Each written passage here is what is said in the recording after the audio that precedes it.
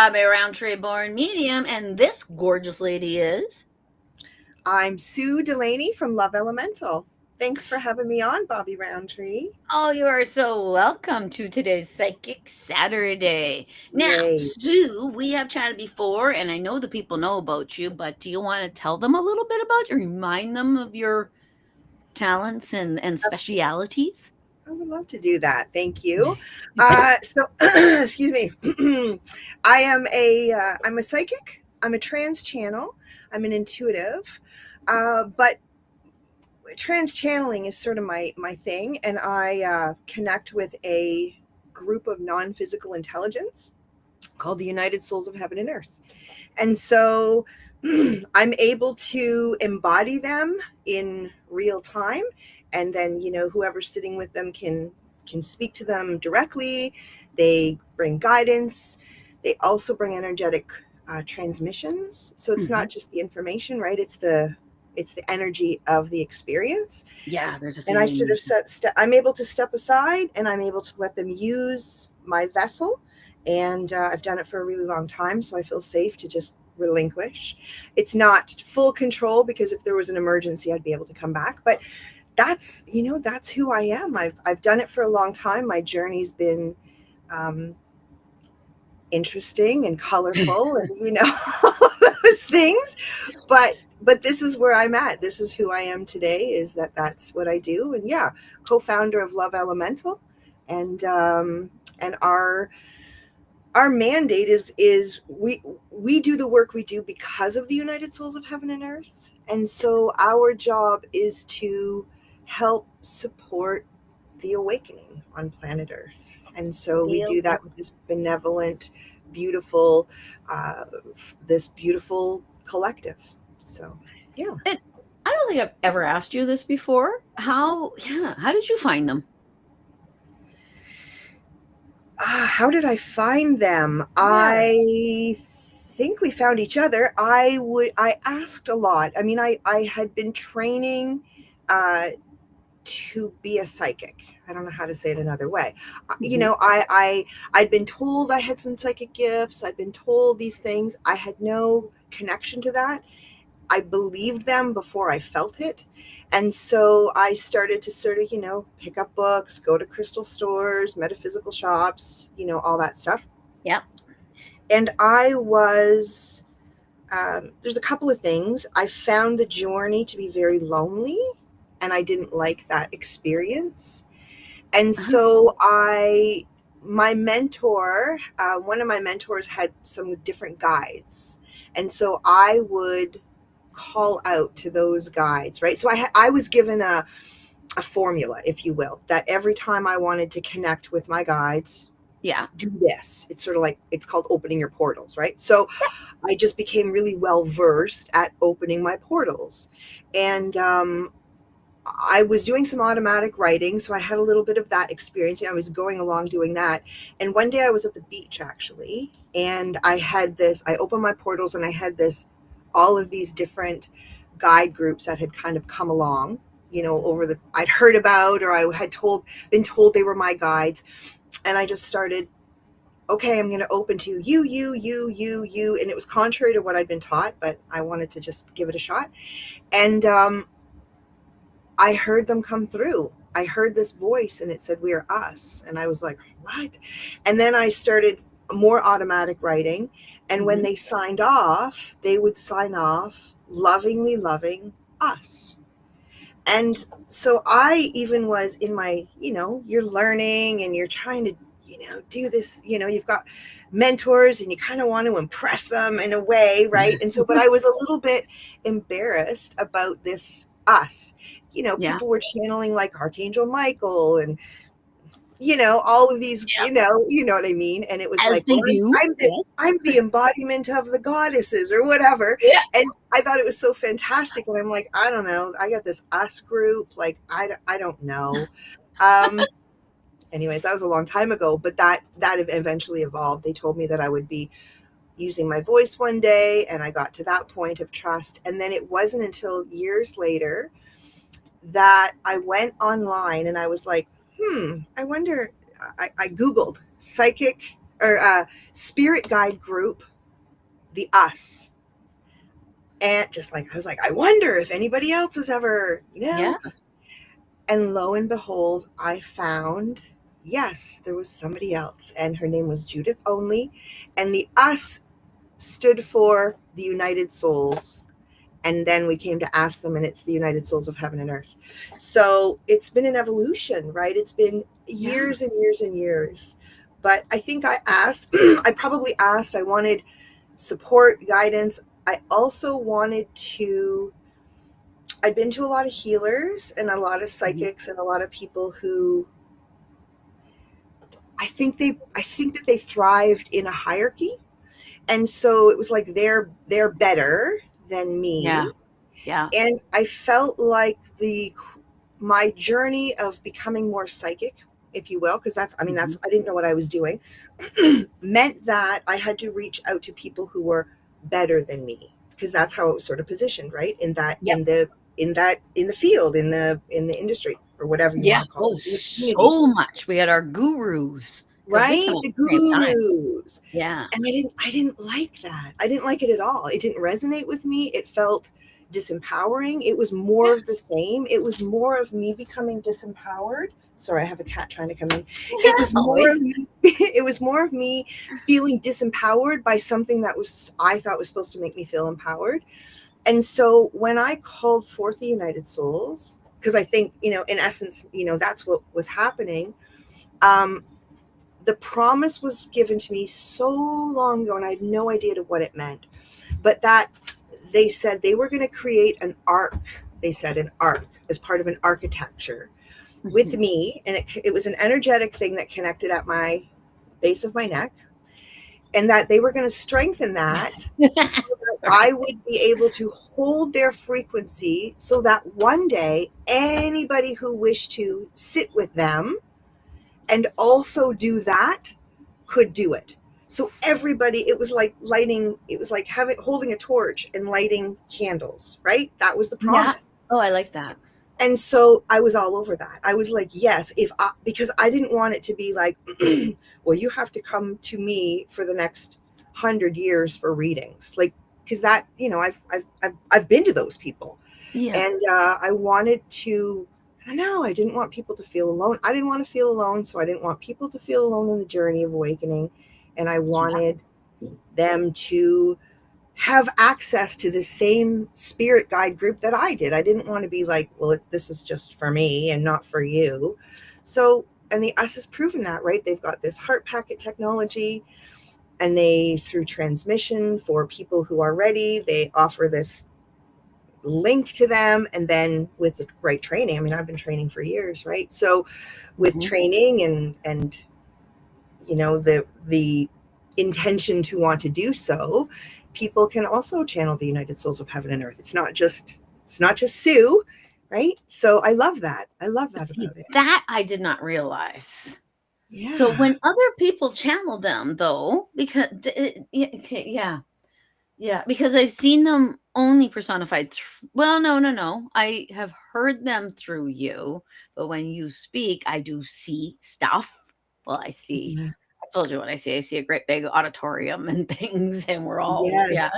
yeah. Yes. It's just yeah. It looks like a big event. It is a big event. I always think though that you are the conduit that allows them the clarity within their voice.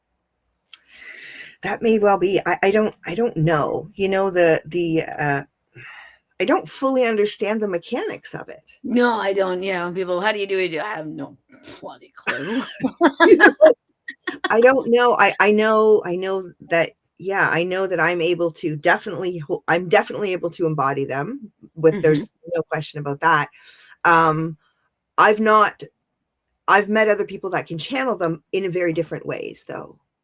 Okay. Yeah, Yeah, okay, yeah, that makes perfect sense. That right? actually makes Yeah, perfect sense because each individual has individual psychic signature, has a different way they right, see things, a different way they right. channel, a different way they do everything. So, yeah. And okay, going right back to your beginning, do you think that within your development you thought, I feel lonely within it? I think you were always meant to be with the us, and that is why you actually felt lonely when you woke up. you when you woke yourself up, you went, wait a minute, where are my friends? Like a Where bunch is of members. everybody? Yeah. You know what? Maybe because it made me look for them, perhaps, right? Yeah. That did give me that really was an impetus for me to just like, I mean, I just remember just being like, please show me, what is this all about? What am I Yeah. doing here? Why am I here? It's surely more than, I always say this, life is surely more than trips to Costco. Like, no Can you disrespect imagine to if that's Costco. all it was? Oh. Right? Do you know what I mean? Like, and I remember life before Costco, but as a metaphor for that For rat life. racy thing, that life, like Mhm. going to get supplies, going to do this. And I mean, I wasn't interested in just that being all of it. And I think I probably knew on some level there was more, and then started to meet people who said, oh yeah, there's more. Then of course you start to read books and you start to, then Yeah. you're starting to see the moreness of life, right? That's so interesting because we both came at it. I think we're kind of because we're the same age now, aren't we? Yeah, I think Yeah. so. Okay. That's so.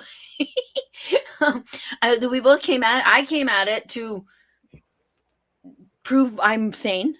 That's what I did. And you came at it to prove, like, because the way they show it to me, they were always there. And Yeah. you could tell they were there. You knew they were there. You just couldn't.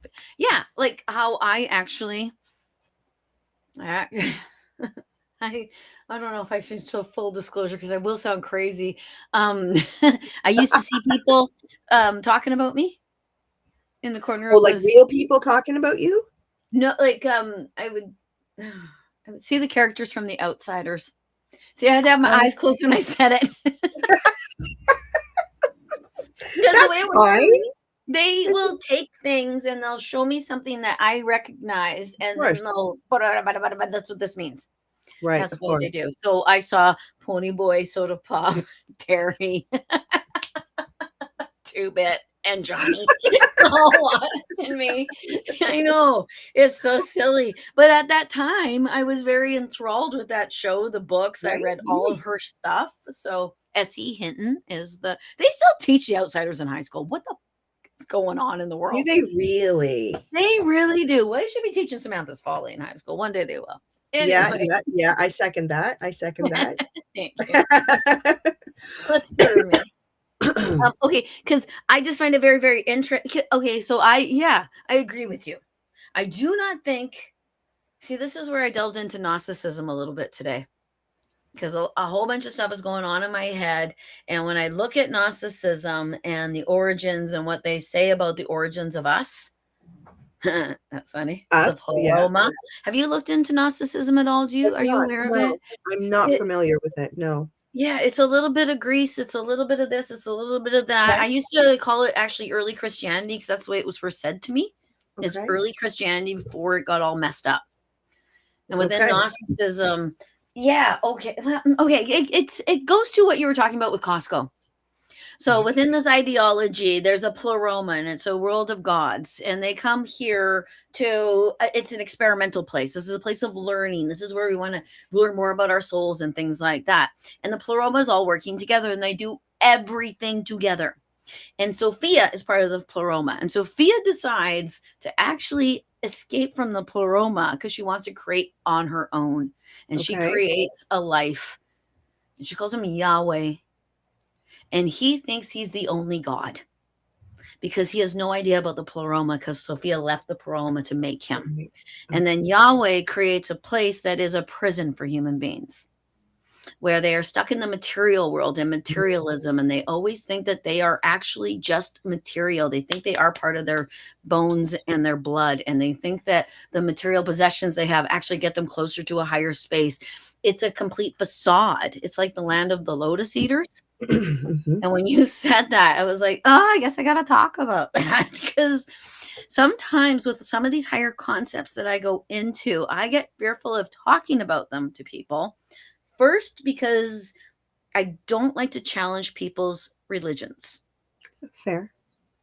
And part of that is because, honestly, part of that is because I've always been told I'm a demon, that I'm Oh, bad because of what I can do. And right. I was brought Okay. up by atheists and things like I've always had a higher respect for religion, Right. but it's belief systems. Mm-hmm. It's how much Mm-hmm. strength a human being can put into a belief system to create something. And further to the Gnosticism, Mary Magdalene is the highest of the apostles within this ideology. She is actually revered by Jesus, and men and women are equal. Yes. That's Yes. part of my, oh, I love that. That's the Yes. only religion I've ever seen that says men and women are equal. And that is something I know is true. Oh, well, it has to be. 100%. There has It to can't. be. It has to be. I mean, it Yeah. can't. It can. It. If you look at creation itself, it can't be any other way, right? Yeah. And yeah, they just said to me, masculine and feminine energy is actually how I should be putting it. Right, because that's the, and so there's always the dance. Mm-hmm. There's always the dance, right? I mean, Always. always. And I one of the frameworks, just to jump into that for a second, one of the frameworks that I studied for a little while was some the Michael teachings, and through that there's archetypes. And so we used to, when I was in training, metaphysical training, we literally made these mm, um, like Bristol board things, and it would have like a chart, if you will, and Mm-hmm. we would practice with a planchet, and we would look at, one of the things we looked at, we would have a percentage, and we would measure the male to female percentage of each person who came for the reading. It was just part of it. It was fun, and Oh. nobody got all twisted out of shape. And when you're doing a reading, and you're sitting with somebody, and for example, my partner, right, her percentage of male is like 95% or Actually something. heard Well, through the roof is right, actually what I yeah. heard.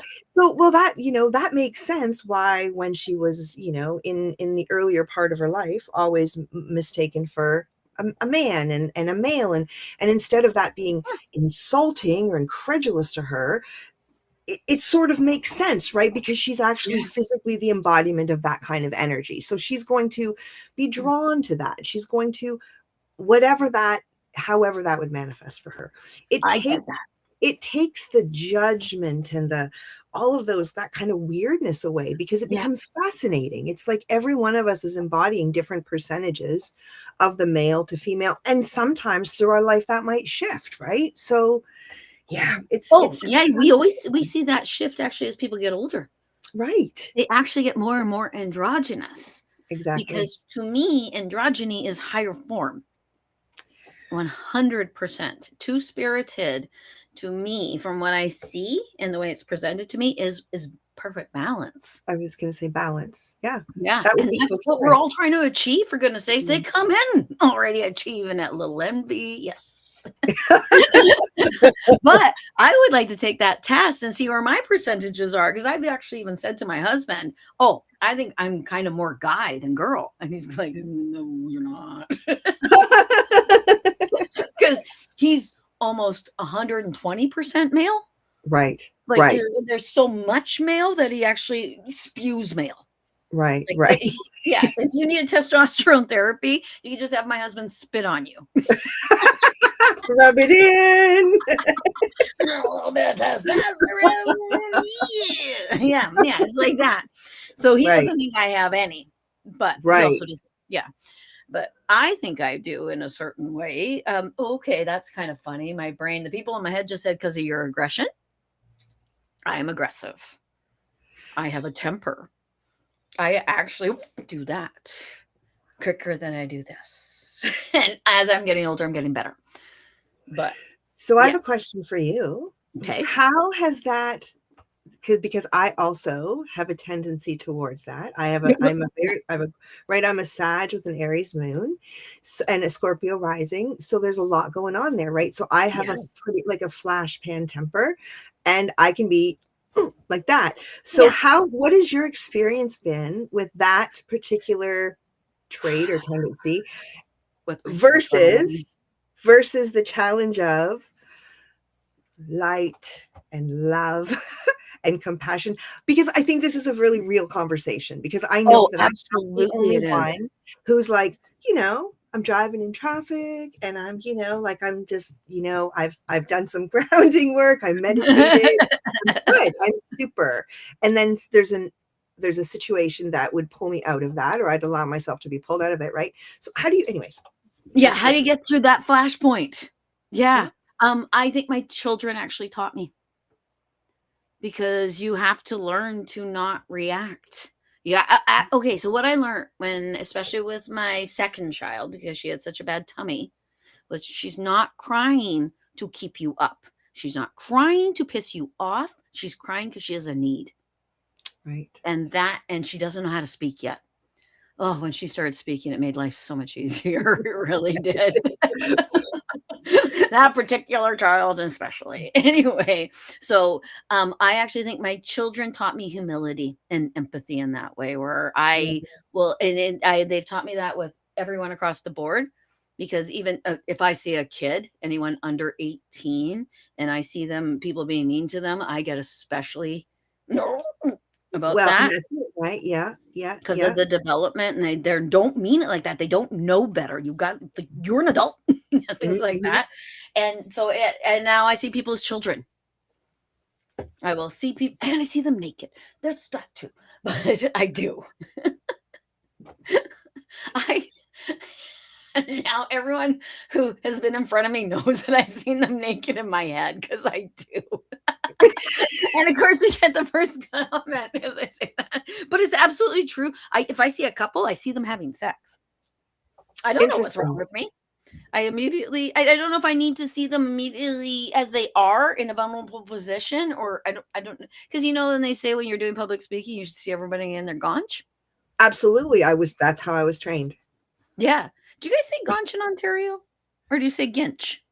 I think we say gitch in our gitch. Gitch. Okie In our dokie. gitch. Saskatchewan was gaunch.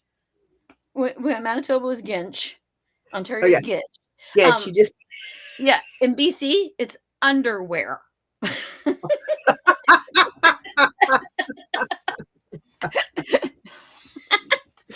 BC has too much to look at. That's what's wrong with BC. Anyway, okie dokie. I'm gonna say hello to a couple of people and then we'll continue. Hello, Pat. Can you see the chat? I cannot, but while you chat, while you say hello, I will work on that. Okie dokie. Yeah, it should be in your right hand side. There's a whole realm of things, but I don't know if it's because I'm the host. I can only see it. Yeah, no, I don't I know. see chat here. Okay, I'm in. I Click on it. see it. Woohoo! She sees it. Awesome. Okie dokie. So Pamela says, hello. Good afternoon, ladies. Nice to Hello. see you both in here. What messages might you have for me today? You choose what you think I need the most. Oh, well done, Pamela. And hello, Linda.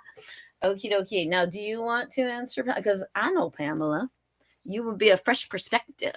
Well, I'll tell you something. I haven't opened my portals yet. So can we just do Oh, that real quick first? yeah, let's do that. That's You want cool. to do that Okay. together? Okay. Yeah. Okay.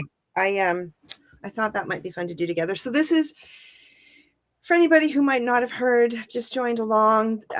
So to open portals is just a way to, if I was going to call you, Bobby, I would dial your number. I wouldn't just pick up the phone and expect you to answer, although you might because you're so psychic. Just gonna say, you probably would. Okay, bad example, but for most people, we dial the number. So I'm just going to dial the number of my guides in the way that I know how to do it, and we'll do it all together. So we can all dial in to the United Souls of Heaven and Earth.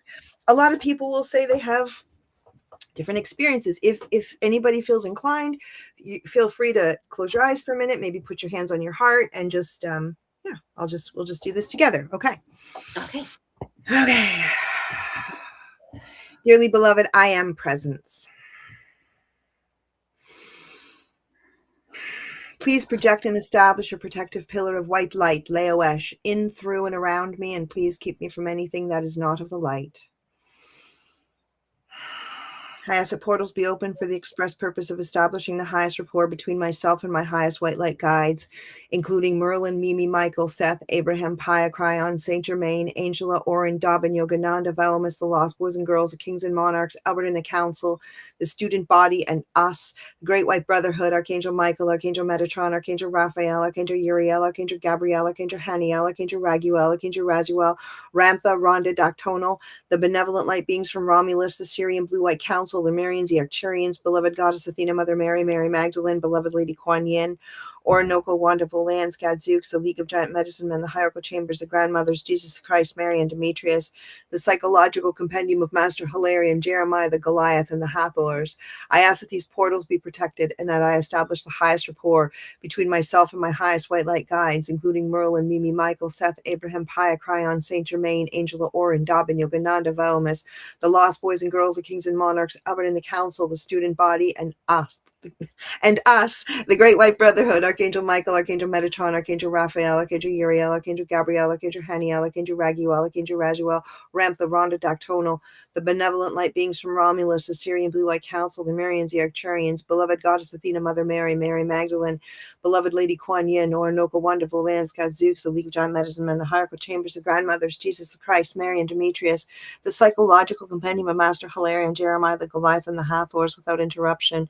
I call upon the Elohim of the White Ray to pour forth thy full crystalline from the source. I call upon the Elohim of the White Ray to activate the crystal templates of my body. I call upon the Elohim of the White Ray that I may be fulfilled. I call upon the Elohim of the White Ray to fill me with the light and the love of God. Kodosh, Kodosh, Kodosh, Adonai Titzbaoth, Adonai Titzbaoth, Adonai Titzbaoth.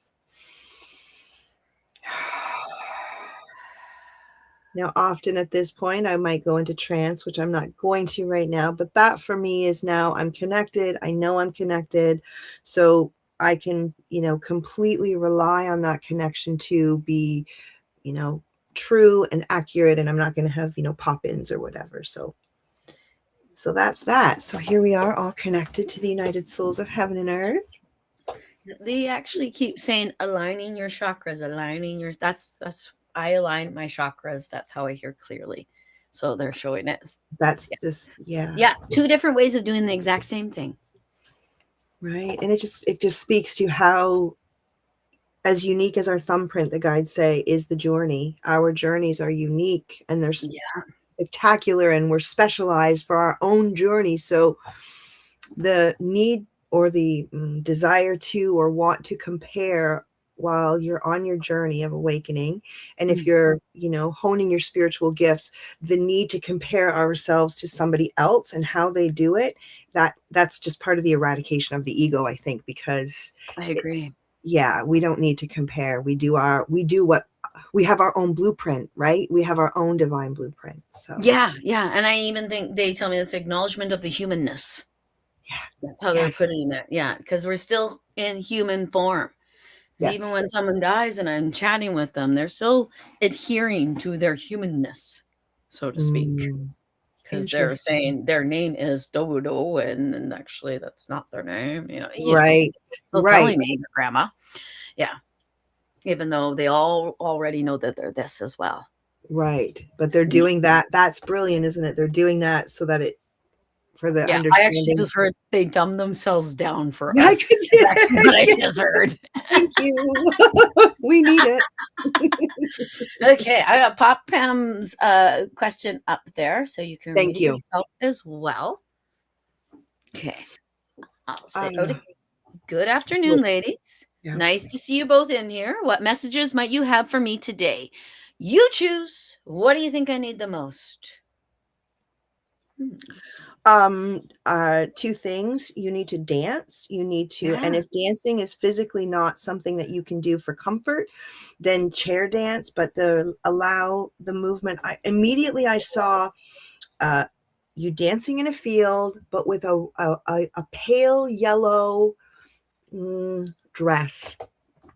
But because I think it's symbolizing the flowingness. It was actually more of a skirt than a full dress. It was actually kind of like a dress with it's like a jean jackety kind of thing, but it was flowing. And so I think the point is flowing. The pale yellow, immediately I translated, I felt just self-love, like just love yourself, really. Yeah, love, just like exact same thing. Yeah, self-love. Just self-love, like just that's where it has to start and end every single day. You'll be amazed at how you can reconstitute the entire tapestry of your experience with the journey of self-love. That's and it really is the gist of why we're here. We are under that. When it comes to love, we always think that is something outward, right, and something that we have to beg for. when actually it's all right here. And when you put it all right here, you actually attract that other one, that human idea. Right. Yeah. And she's asking what she needs to do to open. Oh, nope. Sorry. I'm sorry. That's a different Pam. Sorry, Pam. Oh, I did too. I thought the same thing actually. So yes, Oh, okay. isn't So that you know what? interesting? Maybe Pamela needs a little bit of, because I love the idea, because they actually even show the dancing. I totally get that. I saw the self love. I saw her cupping her hands on Mhm, her heart. mhm, But mhm. I get told to tell people to, and I'm going to say the word right out loud, to masturbate more, especially Okay. females, because it is a form of self love. Mhm, And I actually believe that orgasms help to move energy. mhm, mhm, I think they mhm, move mhm, happiness energy. I think they move psychic energy. I think they can mhm, even move like stuff that's all caught in you, that's swelling kind of energy. So mhm. I would, if you're not going to dance, Pamela, have a little time with yourself. Sorry, I can't believe I did that with my hand. I'm sorry. A little But you personal know moment. what your fingers are for. That's it. A little timeout. Yeah, You know, this one's I for mean, picking your nose. yeah. Well, if you know, everyone's picking finger fits in their nostrils perfectly. It do That's not a coincidence. That's greater than a No. coincidence, Yeah, you're right? supposed to pick your nose I'm and your and your friends. ears too, and it fits in your Ah, ears, right? fits in your ear. See, I'm against the ears, but I get it. It's all, we're designed pretty divinely, right? We're designed to be able to clean ourselves. We actually don't need the Q-tips quite as much. That's right. Now, That's right. is do you have more you would like to say to Pamela? Marching No, orders. I just really, it the journey to self-love, the guides always say, here's what they say. They say, be brave. And if you can't be brave, be patient. And if you can't be patient, be kind. It Fine. begins within. It always does. So take that and put it upon yourself. Be brave upon yourself. Be patient with yourself, but be kind, right? And the journey, it starts here. So if that means hands on heart and just appreciating, right? I appreciate Yeah. this breath. I appreciate my fingers, my hands, my toes. That doesn't seem important or significant or enough in our how we're constructed. The everything, it's not enough. That is absolutely enough. That's, Yeah. if Pam, the other Pam was wanting to like, what step do I take to what's my next step? That's the next step. Hands on heart, appreciation every day. Look into your eyes, look into the light of your eyes, the guides would say, and remember who you are. Yeah, and I honestly think the movement is moving that idea around, and I think that the yellow you saw was a little bit her power. Maybe Yeah, that's why it's beautiful. a little bit pale, because she needs to Kind of get more of her brighten that power up. in the More sunlight. Yeah. sunshine. Yeah, yeah. Yeah, that makes perfect sense. And for me, there were daisies on the dress, but that's just me. I I like a like good that. daisy. Okie dokie. Okay. Thank you very much. I hope that helps, Pamela. If it doesn't, come on back. Yell at us. Okie dokie. Now, Linda, how do you see me Mhm. moving? Oh, hi. Do you see me moving to Alberta or Saskatchewan? I'm just going to say Saskatchewan, even though you said Sask, in the new future. I like that new rather than near, rather than, or the, just the new future. Yeah, I like Yeah. that. Thank you. Hi, new future. I think you said more than you thought you were going to say there, right?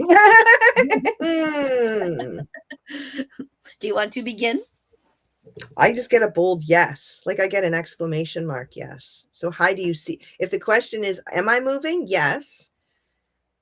Oh, which Yeah. to where though? I don't know, man. I think Alberta. What do you think?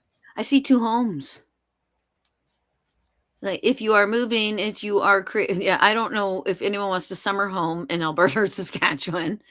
I know you don't want a winter home. I used to live in Saskatchewan. There might be parts of Alberta that are okay in the wintertime. But I actually, yeah, I see of two minds, of two homes, of two. It's interesting, right? Because it doesn't feel, I kind of see what you're seeing. It doesn't feel like it's just this is not like a one hit wonder. So I don't know if it's the like connection between the current where it is now to there, or if it's the there to there. Yeah. Well, But I it's think like, a little bit. Yeah, sorry, go yeah, ahead.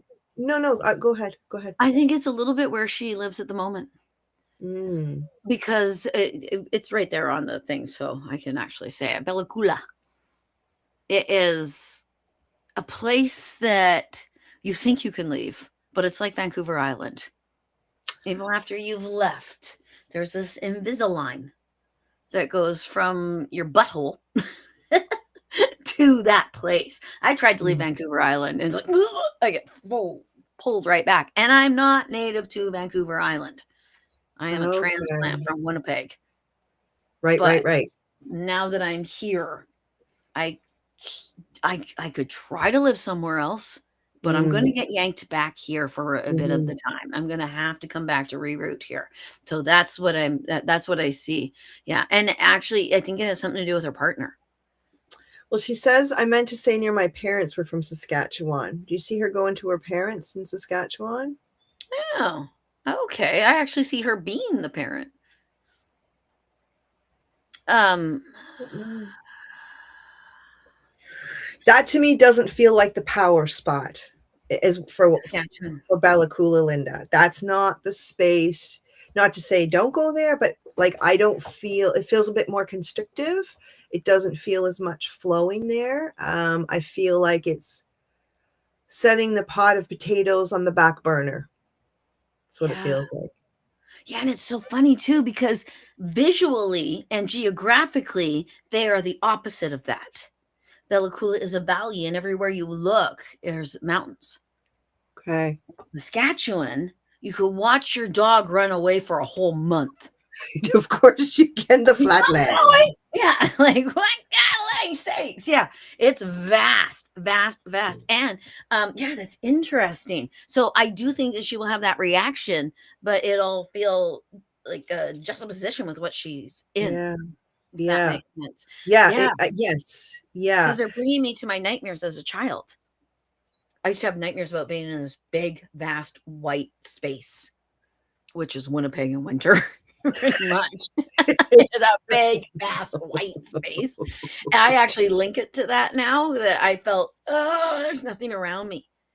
Right. So now that I'm in BC, I have a cousin who comes from Winnipeg and she says, I feel so claustrophobic here. And I'm like, I feel cozy. So yeah, it's just a very different, but I gotta have the ocean after the outlet. Yeah. It's a weird thing living amongst all these enormous trees and mountains. It Yes. really does. It you don't think it'll affect you, but if you've never seen the sun go down, folks have never seen the sun go down. They know the sun goes down, and they know Right. it's going but it's not like in the prairies where you actually watch the sun sink into the land, Right. which is so beautiful. Watch it come up out of the land, which is not, but Yeah. It appears that way. It over appears the horizon yeah, anyway, but that's right. still, That's yeah. right.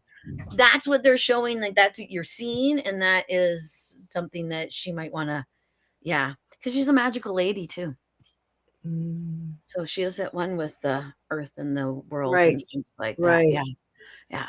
But I understand her need because I honestly I have a personal connection with this woman Okay. because my husband's from Bella Coola, Okay. so Okay. I understand her Cool. need to do this because I actually think it is parental need, but at the same time it's a really hard thing to let your kids go, isn't it? You have one. Yeah. And say, they're having a life, and I had that time, and now I need to have a life too. Yeah. That's what? No, what? No, no, no, no. We're going to live together. What? I don't like that. I hate that idea. Yeah. Yeah. Yeah. But Yeah. Yeah. Yeah. yeah. Yeah. So, yeah. My brain says, good luck to you, Lindakins. That's actually, Okay. sorry. But yeah, I boom, boom, boom, boom, boom, boom, boom, boom, boom, boom, boom. That's what I see. Back and forth, back and forth, back and forth. And I actually think you might like it that way. Either that or do not give up your root in Bellacoola or something like that. Yeah. Even if you go to Saskatchebush. Saskabush is actually how you say it. Saskabush. Saskabush. Yeah. You know that one, right? From being from Ontario, Saskabush. Saskabush. I Yeah. mean, Saskatchewan is like, what? People need to really it's like, no, you have Northern Ontario and then you Mhm. have Alberta. You skip my province. You skip Wabcanoe. No, Well, I'll I'm just say that. sorry. No, you skip We Wab. love, you know what? I drove through those, both of those provinces actually, and they're beautiful, beautiful provinces. Manitoba, yeah. Well, the Yeah. history in Winnipeg is crazy. Yeah, good, bad, and indifferent, but it's Good, yeah. bad, and indifferent. I'd like to go and do a polar bear voyage Oh, up go there. up to Churchill. Yeah. Just go Would sit in love a house and look out the front window, apparently. Polar bears like walk down the city streets. I would My love uncle that. used to do land claim stuff up there, so he told me about that. He used to have to drive up, take planes up to Churchill all the time. Churchill, Manitoba. Yeah, there's some cool spots in Canada. There really I are. plan on never living in one of them. Okay. I've done my time. I've done my winter time. That's what I say. Anyway, what do I need to open to take the next step? Okay, now this is so individual because every person watching this could write that to us and Yeah. we would have a different story for each of them. Yeah, it's true. There is no blanket. But for Pam individually, I'm going to let you begin and get at her. I mean that in a nice way, Pam.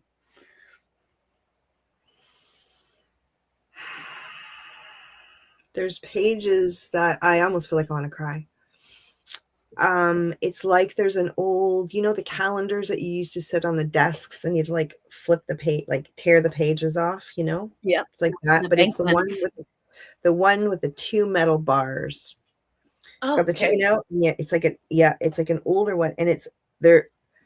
The desk has got like all these different years of like these like all of these papers, and so I feel like that is all of the old calendars, all of the old stories, all of the old stories, all what filled up all of those calendar pages, that needs to be so completely and absolutely released, like burned, cast, like no more, because it's like a film. It feels like a film, and so I feel like I want to say, like, get at cleaning up. The guides used to tell us, like, I'm sure they've probably said this to so many people, but they said this to me so many times. They would tell me that I was in a season of getting into my broom closet and cleaning it up because there were like, dust bunnies in the corner, and it wasn't literal, but it was like, they were speaking about old stories, old belief systems, old Mhm. attachments. And so, Old feelings um, about yourself. pardon me? Old feelings about yourself Exactly. that are usually set by other people because you're young.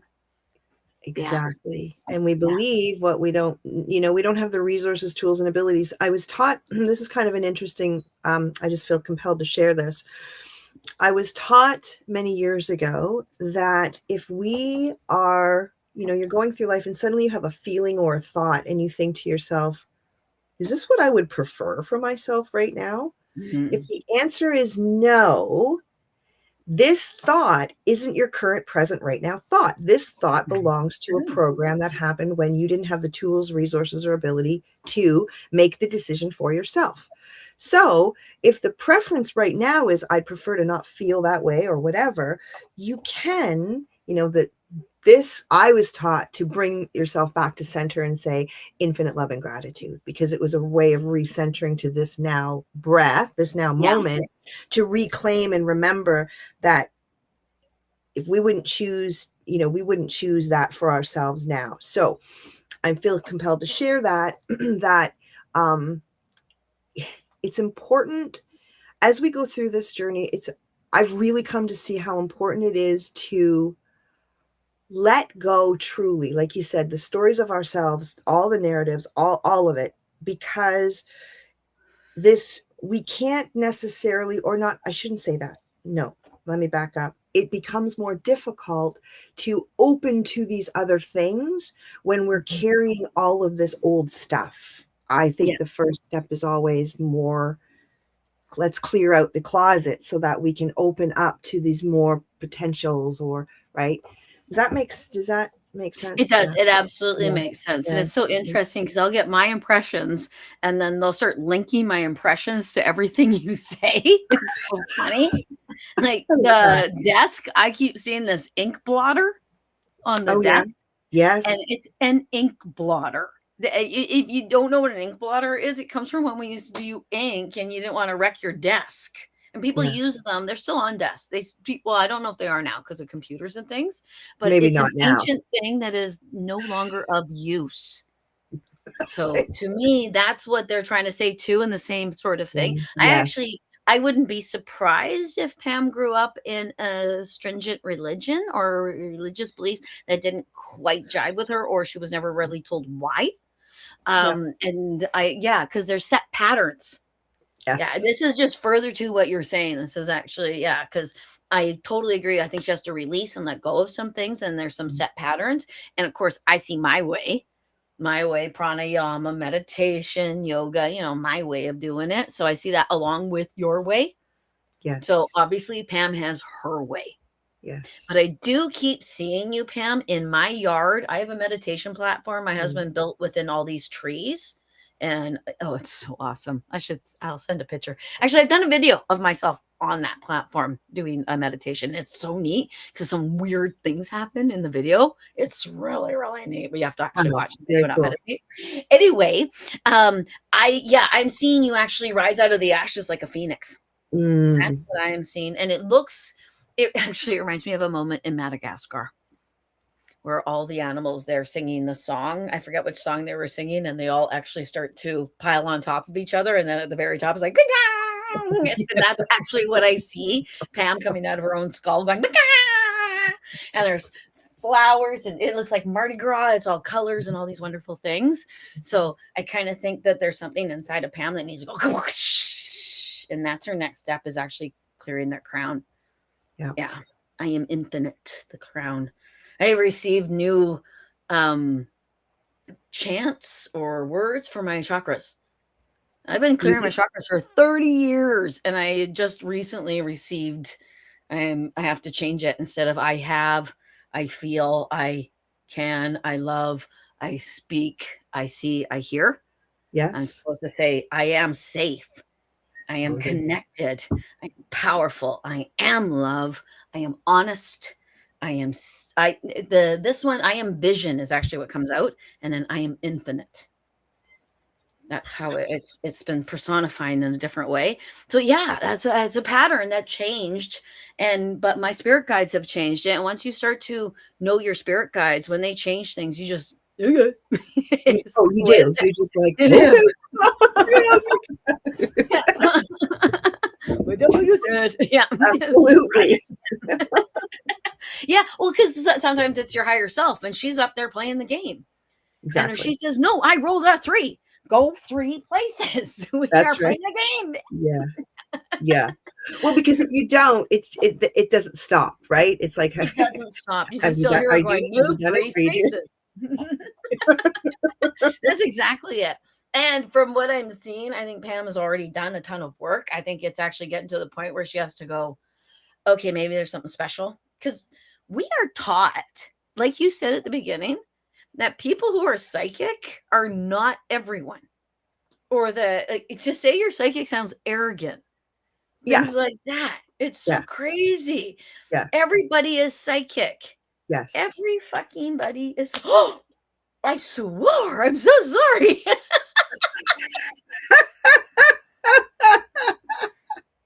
Everybody is psychic. Everybody has the ability. Everybody knows their intuition. Yeah. And everybody's got something they think they know. Now, you know what they showed me? They showed me people who follow sports teams and know that they have to wear particular socks for their team to win. And when they don't wear those socks, their team doesn't win. They're It's telling me that's psychic abilities.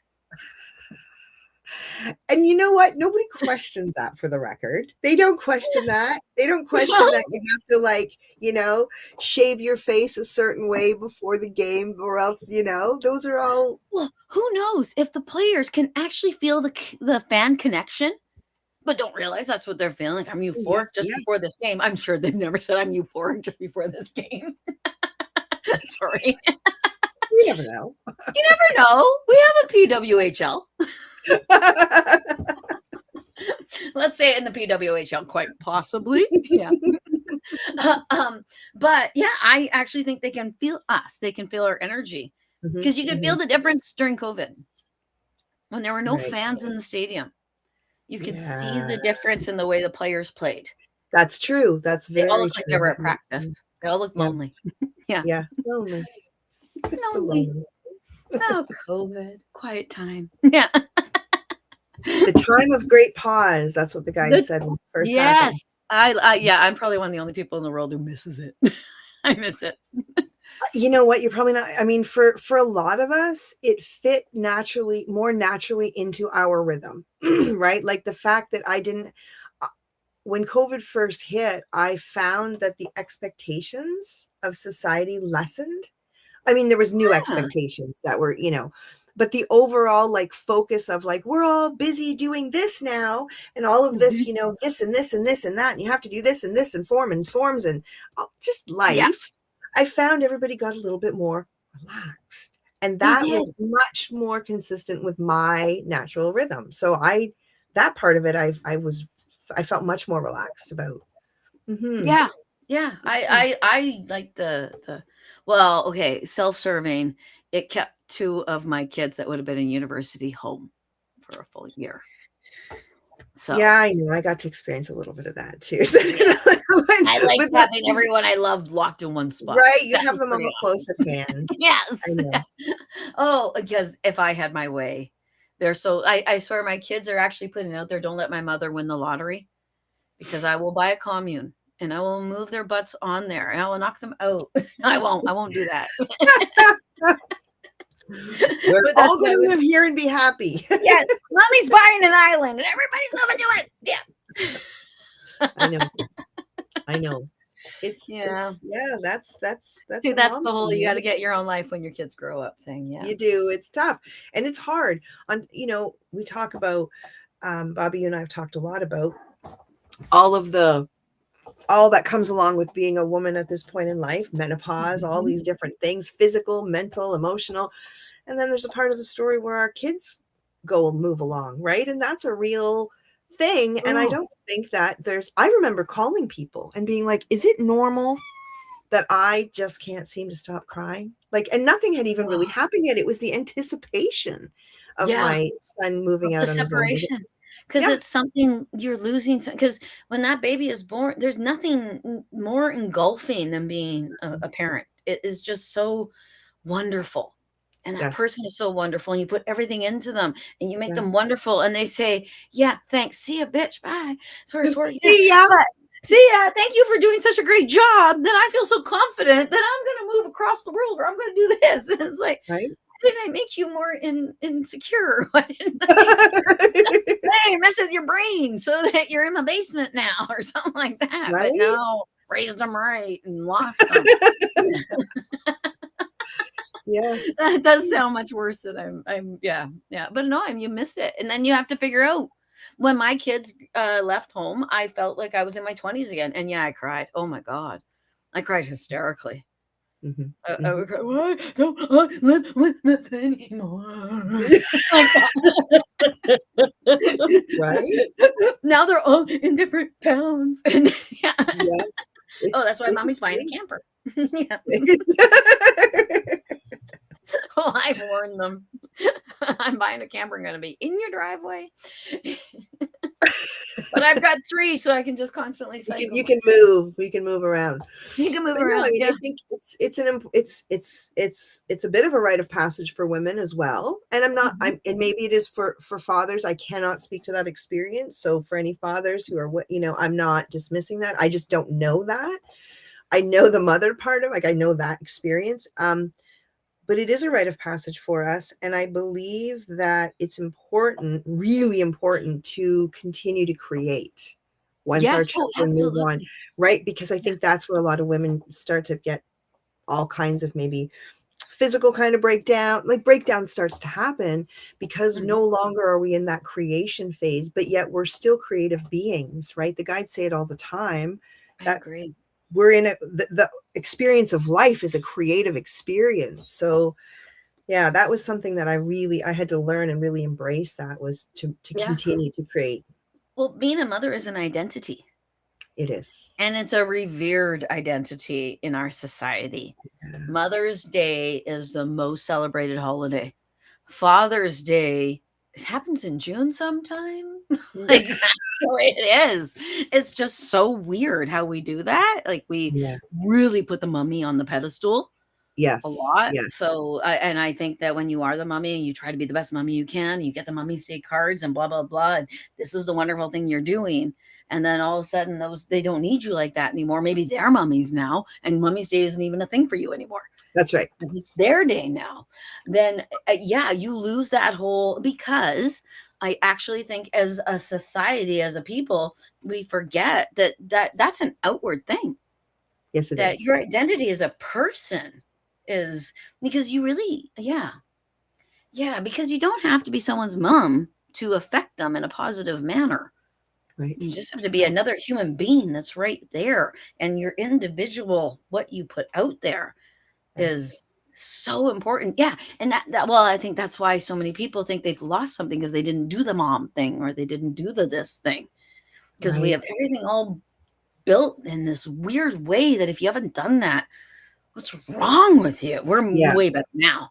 It was much worse when you and I were growing up. Oh, it was much worse. That Yeah. construct, if you didn't If you're follow a that woman without a construct, man, why don't you have a man? Is there a yeah. reason you don't have a man? Do men Yeah. not like you? And blah blah blah. And then if you don't have a man, then blah, blah, blah, blah, it's like you need an identifier. It's Yes. really Yes. strange. Yeah. Oh yeah. That's yeah. Yeah. That's funny. I think that's why we have such a now more and more and more and more of differentiation within relationships and people and what we so we're not falling under categories.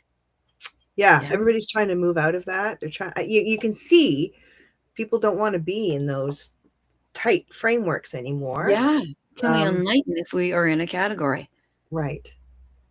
Because then Right. we're in a parameter. Then we're in a fake idea of ourselves. Sorry, that Absolutely. just keeps on going. Oh my Well, gosh. no, it's true. And the guides, United Souls, say all of the time, right? Who are you beyond the, you know, I'm a mother, I'm a brother, I'm a father, I'm a sister, I'm a minder, I'm a keeper, I'm a friend. Who am Mhm. I beyond those things? Yeah, Who who am am I to me? who am I beyond my emotions? Am I my emotions? Well, no, I'm not my emotions. Am I my thoughts? Well, no, I'm not my thoughts. I'm more than that.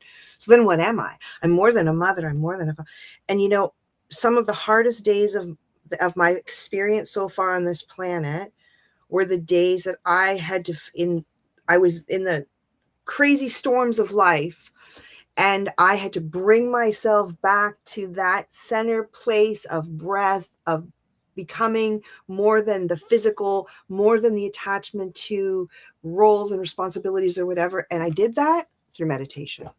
That's Yeah. where I could find that space, right? So That's to where I could, fold it in. yeah, bring it in. And I got to the point where I could see okay, I'm the partner, I'm the mother, I'm the this, I'm the that. And there was a space between me and them, me and those me's. And that's where I really started to find myself. Yeah, that's where I exist. Oh my God, that's everything everywhere all at once. And it is this question, which is the next question. Isn't that wild? Oh, yes. Yeah. My son Yeah. for Easter, he couldn't come to Easter dinner, so he came the night before, he and his wife, girlfriend, because she is his wife, they live together. Anyway, we watched Everything Everywhere All at Once.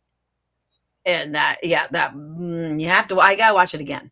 This is Okay. a movie you have to watch several times to actually get all of it, but it's that Okay. same sort of idea. Who am I in relation to this?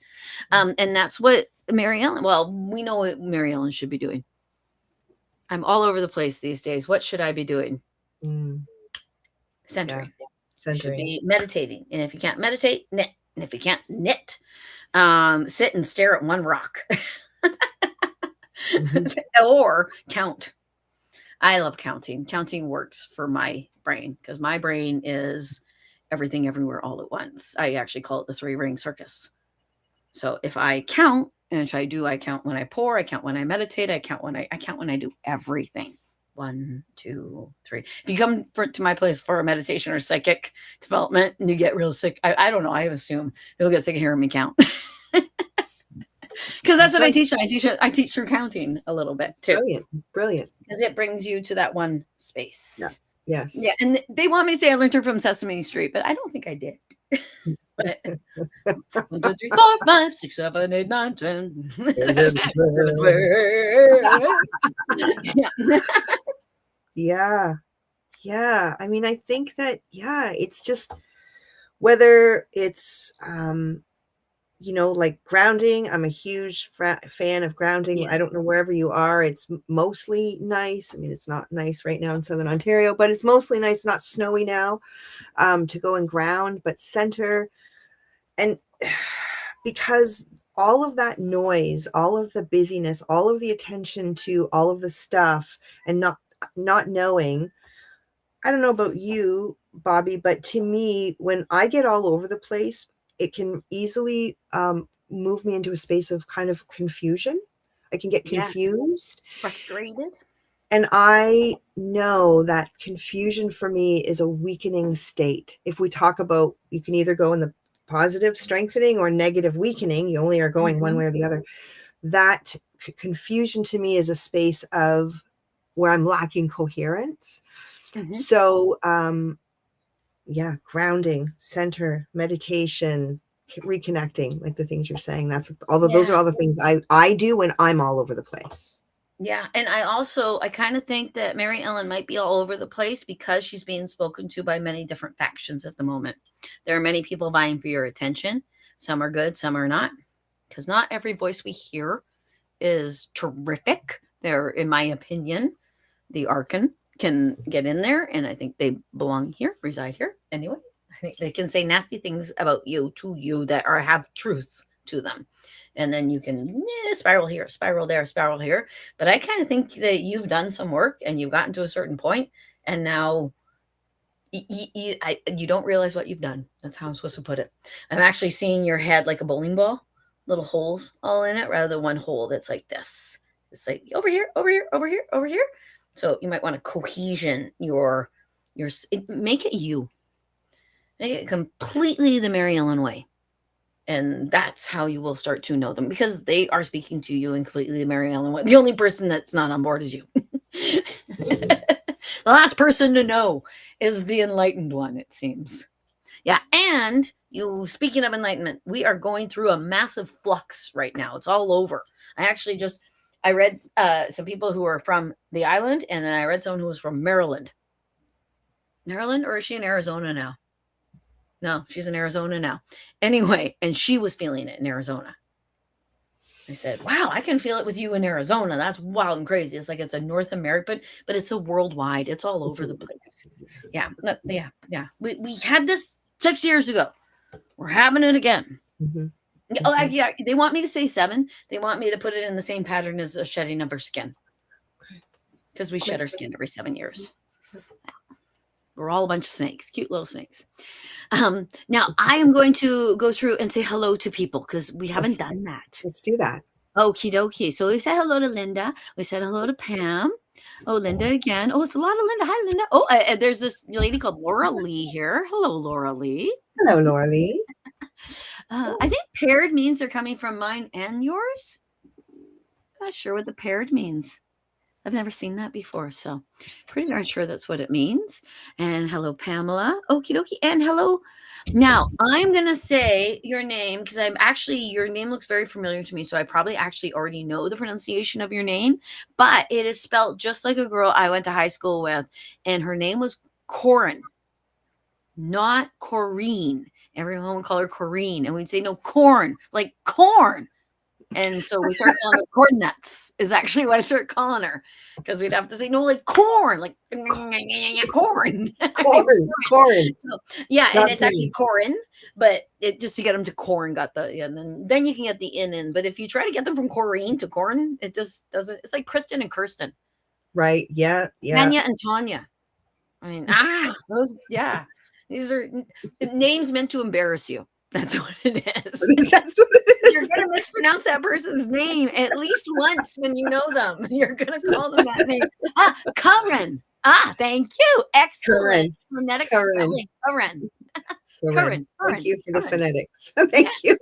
Yeah, I'll do it from the next spelling of Bobby. Yeah.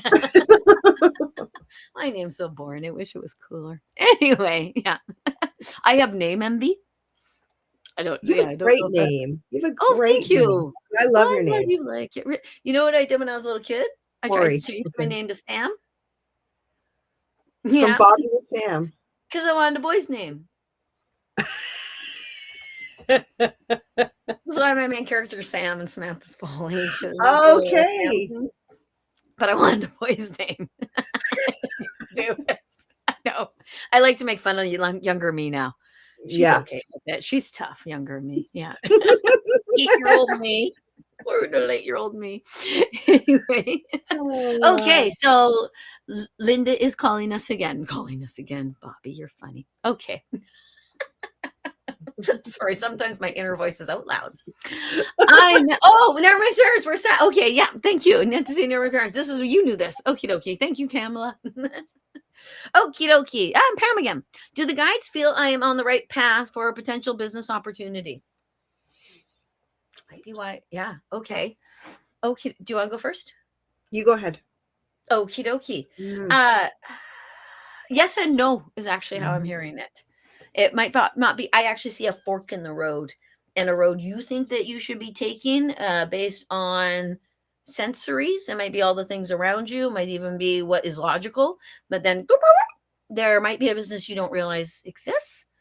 Yeah, that's really weird. This is a weird example. The example is I one time looked into becoming a franchisee for the Gap. I wanted to open a Gap. This is before the Gap was in Nanaimo. It was a long time ago. And I looked into it. I even spoke to the Gap, and the Gap did not franchise at the time. So I looked at other companies, but they're showing me my wanting to. And yeah, that's Mhm. funny because I wanted to be in business, and I knew I wanted to be in business, and I like clothes. I wear them. But I didn't realize that this was the business I was supposed to be in. I was supposed to be a yogi. I was supposed to be a medium. I was supposed to Yeah. have a spiritual business to help people. So there's something like that. I knew I could do it. I just didn't know how I was supposed to do it. So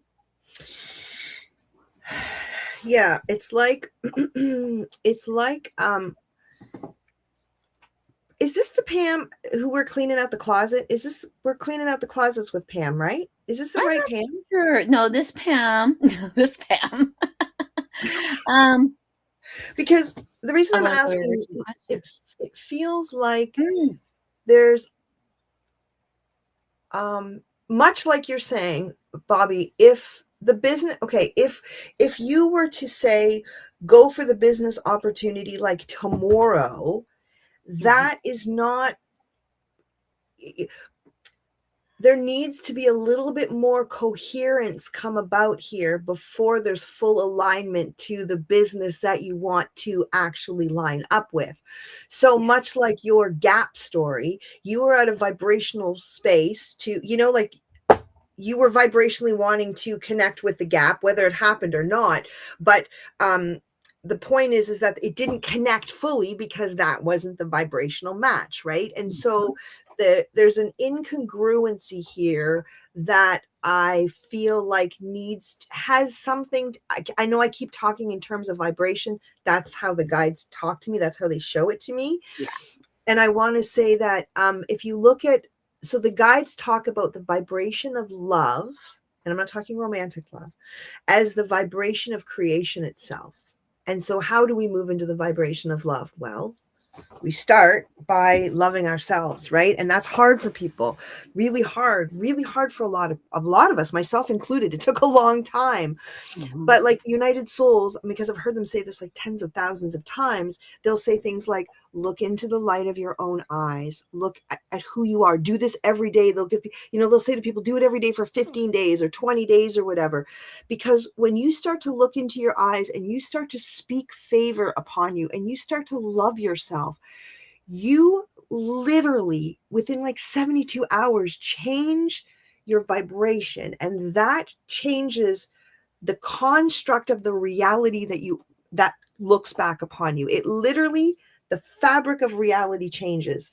So I feel like I want to say you need to start to see who you are, because I don't feel like you're fully seeing who you are. And until you see who you are, no matter what business you start, nobody's going to fully see you, and they're not going to fully see your business. Totally agree. I totally agree. And I think that's why they use that example. Because if I'd gone into being an owner of the Gap, oh my God, I'd probably be on medication right now. I know I'd be on medication right now because I wouldn't have explored me because I didn't know I could do this at that point. Right. I actually I thought I was slightly insane at that point because I was around 24. I didn't open up and actually get to know myself until I was 27. So, and actually admit and all those sorts of things. So, yeah, I completely agree. I think there's something like that with Pam. I think Yeah. there's a skill or something that she brings to us as a society that she hasn't figured out yet, or that she keeps denying about herself. Right. That was an Right. extra shot in her head from them. That was just a little jab. Yeah, That that was a little. was a little love jab. That was a Yeah. love Well, jab. because sometimes, yeah, I think you're absolutely right. We're not taught. We are taught that to be self-centered and to go into and say I love me and all that sort of, that's narcissistic. That's wrong. Yeah, You're not supposed to no, want that. You're not supposed to do that. God doesn't want that. That's not true. it's You not want true. your children to love themselves. Period. So if we're all God's children, then that's what God wants for us. So yeah, I completely agree. And when you don't know have that self-love, you forget, you don't notice things about yourself. No. You miss those wonderful little nuances that make you you. And Yeah. until you see it, the guide said, and I've got it up in the front in my kitchen, and it says, nobody can see you until you see yourself. And that on the surface is like, okay. But really, Really? really see yourself. So like the 27-year-old or the 25-year-old Bobby would never have seen the you now, right? You were looking at different, me too, right? So Never. you've had to see yourself in order for now I can see you as Bobby Roundtree in this, you've got you're acclaimed and you know what I mean? Like but you now see yourself as that. And that would have Yeah. been a heck of a journey to get to that point, right? So that's the journey. That's Yeah. really the journey. And I tell you, 25-year-old me would look at 54-year-old me and go, what? We have never changed our hair? What the? Since I was 13. You've got great hair, so I wouldn't change it either. I can't imagine with you like short. I can't. I mean, I just can't. My mom used to cut our hair off. I had an aunt who was a hairdresser, and every time she visited, my mom would make her cut our hair up here because my mom didn't like to have to deal with our hair. Of course, So yeah. my sisters and I all have long hair. My middle sister has finally actually cut hers to here.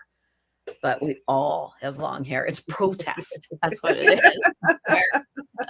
I have to put this one up here for you. You need to see that. Thanks. Thank you. Good girl, Pam. Okie. All right. Now, Linda would like to know if the spirit guides have any messages for her. I love how you always triple thank you, Linda.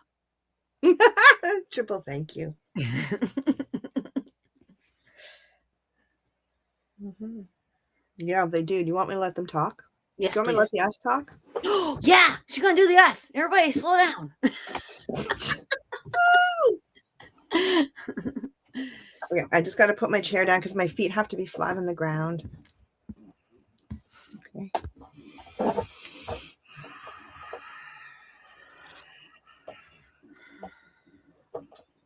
I keep thinking I'm sorry, everybody's like, what's she going to say? And I'm going to say something silly here, but Bella Coola, one of my kitties is Bella. Her name's Bella. And I walk around calling her Bella Coola all the time.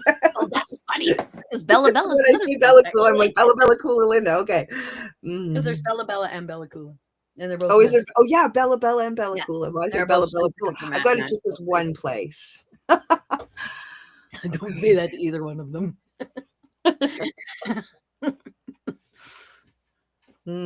We are here. We are here. We are here. We are here. Beloved friends of us, good day. Good day unto each and good day unto all. To those who are here right now, and those who will come and they will view and visit and they will say, well, I am here right now. We say good day unto all. It matters not where you are across time and space. Let us tell you this.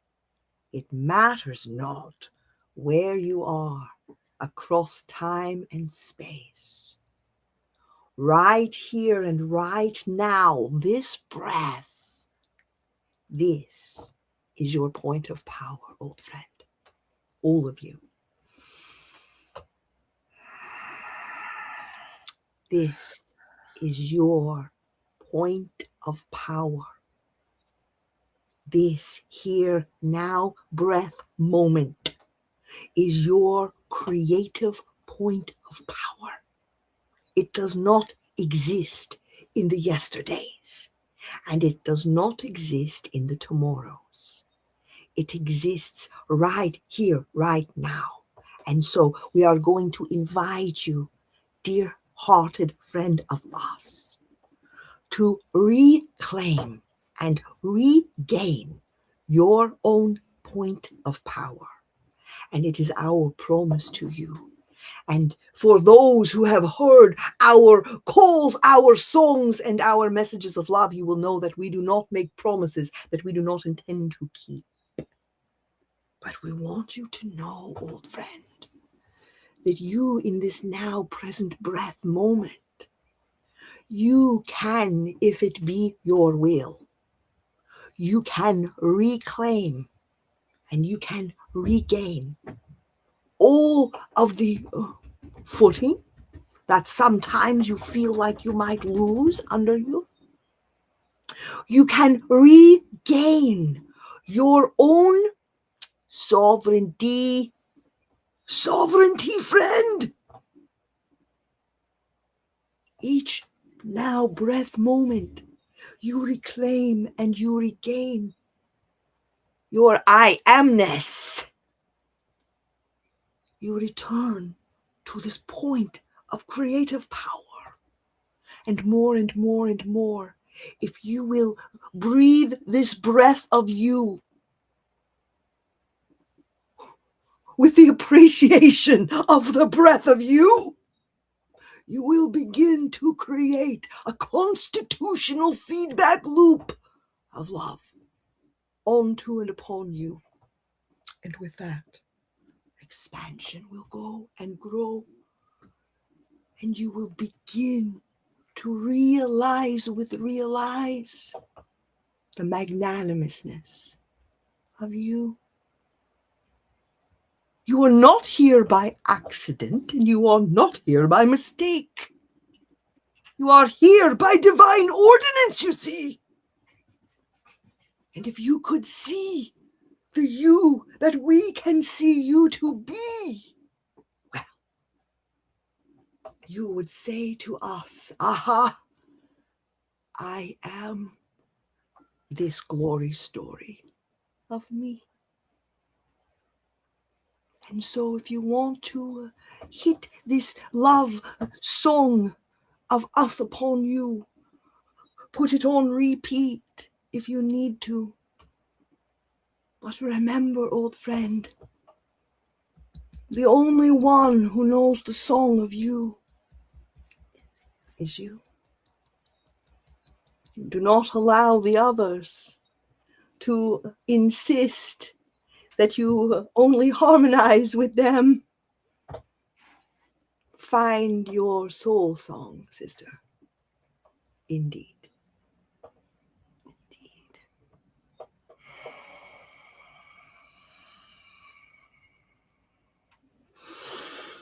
I'm back. I'm coming back. I'm here. So I actually even think they told her a version somewhat of what we told her, but they went, as they do. Do you have memories of what they said? I have no memory of what they said ever. Okay. I don't have memories. Sometimes I come out of trance and I'll have a feeling. Yeah. So sometimes I'll come out and I'll have like tears coming down my cheeks, and I have more often than not, I have it right now. It's a feeling of overwhelming love. Yeah, euphoria is what I got in my head. It's just, yeah. Well, they are that. When they come in, I don't know if anyone knows, I smile. I start to smile when they come in because it's almost like, yeah, yes, it's like Mickey Mouse entered the room. Okay, let's go with Mickey Mouse. I like Mickey Mouse. I like Mickey Mouse. I'm Mickey okay with himself is purity. Got some yeah. questions about Walt now, but still. Well, yeah. Yeah. Yeah, yeah. It's You like know, me. hard to choose Nazi sympathizers. So yeah, That's that's fair. the reason I can't wear Chanel number 5 now. I've even had to try to give myself, it doesn't matter. No, it matters. It does. It really makes a difference. So yeah. Anywho, yeah, you pretty much you told her to look at her and to see who she is and not even worry about what other people think she is or who is saying this and who is saying that and follow what she needs and what she wants because there it actually might speak a little bit to the movement as well and the idea of the movement because where you are there is such a need for a retreat, a spiritual retreat, and if you build it I will come. Sorry, I just put it all in Linda's lap, but yeah. But I there's don't know something. what we're talking about, but Linda, I'll I come know, too. I'll I come know. too. I'll You come can't do if you build it, Linda. Anyway, too. and she comes with a lot of folks. Yeah. Yeah, standing room only. Standing room only. It's like a coliseum. Okie dokie. Yeah. All we got from Laura Lee was a hello. So I'm just putting that out to Laura Lee right now. Oh, that's so funny. There's the thing from Laura Lee at the very bottom. I was like, there it is. Almost like I'm psychic. Okay. So Pamela, anyone on the other side of anything they would like to say to me? You do the other side? Do you? Me? Yeah, do you chat with deads? Chat with deads. Not so much. I mean, if they come, I have. I Mhm. have. Of course, I don't remember. I've brought. Yeah. I have to be reminded by Heidi of Love Elemental that, Yeah. and I can hear in my head right now. She'll say, "Sue, you've done it many times." I of course don't remember, and I don't always go back and listen to the recordings. I know I've happened a few times, but they always come escorted by the United Souls. Oh yeah, absolutely. I would think that. Yeah, because they would. I would think because that's actually what I was going to say to you. I would think that the United Souls would have to go. Okie dokie, we will open up and allow you in. Yes. Yes. And I would also think that if the United Souls see a dead person, they're like, okay, is it important? I think so. And I then think they so. would allow that dead person to come in because and with dealing with people on the other side so much, I actually see them there on the other side. If there is a hierarchy on the other side, which there's really not, it's an experience thing, they are at the bottom of it. Yeah. Yeah. Yeah.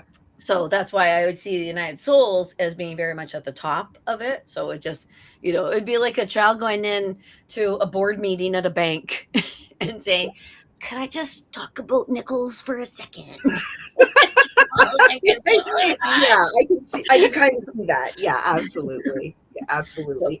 that's the way I'd see that. Yeah. Yeah, yeah. And to be perfectly transparent, as I was learning myself and learning metaphysics and channeling and all of that years ago, Mhm. I was adamant that I did not want to talk to dead people. I was like, no way, no how, because it frightened me. Mhm. Because I'd only ever knew about it from Hollywood, right? I had no frame of reference. I had no context to put it in. Yeah. So as I've evolved and, I've had the opportunity to meet amazing people like yourself and just to be immersed in it and talk to the guides and stuff, it doesn't frighten me anymore. I used to also be very afraid of dying. Like That was going to be very, what I was about to say, actually. yeah. It's because you fear death. Yeah, I was very, very, very, very afraid of dying. I don't hold that fear. I'm not ready, but it doesn't immobilize me like it used to. So that whole piece of like dead people and dying and stuff, that's very much not an Your active thing. part. That's super interesting Yeah. because I've just been with them my entire life, like all Yeah. my life. That people have spoken to me. It's like I have never had an existence without them. Incredible. I can't imagine. Okay, I'm almost got teary because yeah, that's my biggest fear. Is it It's you not losing hearing something? anymore. Is yeah, Honestly, my brain just said being like everybody else, but to be like everybody else would just be, I don't have my hole. I see myself as having a hole in my head right there, Yeah, and the dead can see it, and they yeah, know me. yeah. They see me before I see them. Let's put it that way. Yeah, because I think dead people move people to make appointments because the dead person talked to me, not the person, not the living person. You know Things what? like That that. makes perfect sense because I've had the us go into people's dreams to make appointments. Ah, yeah, okay, that makes sense because you're going to their subconscious. Yeah, Yeah, yeah, yeah. yeah. And with you, Pamela, I keep seeing mom, and I don't know if your mom's on the other side. And if it's not that your mom's on the other side, it's the person who's related to you. She is related to you through your mom because she's not. And actually, I see two women, so I was about to say your mom's mom, but yeah, I don't know if your mom's on the other side, but I see two women, and one's mom's and one's mom's mom. Um, you forget they're there. You forget they're talking to you. You walk through them in your house. You're so worried. You feel alone. And there they are yelling at you. We're right here. We're right in front of you. You have a few people. There's a young man as well. Um, acknowledge the little things they do. Tilting pictures, smells big time smells, like smells that don't make any darn sense, like who's cooking, no one's cooking, what the heck's that smell? That I'm seeing with my grandmother. When my grandmother comes around, it's almost always only when my mother is around here. I expect my grandmother on May 6th actually. I'll smell Avon because she was an Avon lady and had an Avon room. You have not lived till you've been in an Avon room, I tell you that right now. It's wild. Lord, love a duck. Oh, all those statues and the perfumes and yeah. My grandma had an Avon room. Nanny, that was her name. Anyway, I see that, I smell her, and then I know she's around. Mm, And I honestly think she doesn't come around other times because she doesn't feel I need her. I know she knows her girls need her because there are right. women in their 70s who are brought up in a different time. Anywho, so I keep seeing you walking down your hall, going to like you're going to bed and being all in your feels is actually how I'm hearing it. Um, you may be in your feels and saying something like nobody loves you or something like that. And they are up in arms about that. Very, very much up in arms.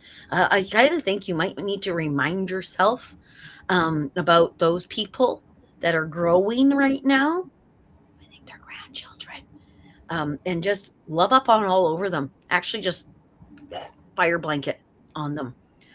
Get a whole suck in their beautiful child energy. I tell you, if you're down in the dumps, go spend some time at a preschool. Well, don't. You'll probably get arrested. But you used to run a preschool, woman. That's right. Suck up that little child energy. Yeah, and if you have any that you can borrow or steal from someone for a day and go see a movie or something like that, you actually might want to do that. You might want to whoosh yourself into that and say, I'm going to be a child for a day. I'm going to find ice cream fun. I'm going to look at butterflies and think, should I chase that? Yeah, maybe I will. Things like that. Maybe don't chase. Sue, sorry, I just saw the butterfly going, why is the giant after me? Sorry.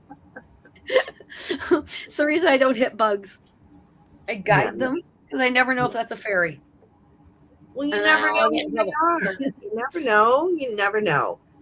You never know. And they're a very, very, very essential part of our ecosystem. Yes. Yeah. Bees and bugs. Please allow the bees. Yeah. Spiders. All the spiders get escorted out of the house. Spiders are very protective. Yes. Very, very, very protective. Actually, my first spell I did with spider webs. My first Really? spell ever. Yeah. I used I blessed water and I took spider webs and I got them from all over the house and I put them in the water. And then you pour the water all around your house and visualize a spider on the top of your roof, creating a web that protects your house. My husband at the time and I were going to Winnipeg. We're going to England for 2 weeks, and I was nervous Okay. about the house, so I put a protection spell all over the house. Okay. Yeah, that's infamous for Beautiful. spiders. Yeah, so I still like spiders. Yeah, Yeah, yeah. Which I mean, I don't people like never them really crawling like. on me, but I do honor their. I love, their Yeah, and message. they like. I actually think they coagulate in magical places. I have to get them out of my yoga studio all the time. And then I So say to them, I have said outside the studio. And they said, I'm so please. sorry. I am wrecking your bungalow. But I just have to say for Pamela, before I forget, they keep showing me, and I'm just gonna blah, I'm just gonna say it. They keep showing me, I think it's you. This is what I'm not certain about. I think it's you, but one of those, it's a tall mirror, it's a full body mirror, but it's one of the wooden ones that's on its own pedestal, like a pedestal. I think it's called a pedestal mirror. yeah, Um, anyways, and because it tilts, and I see you looking at yourself, and again, there's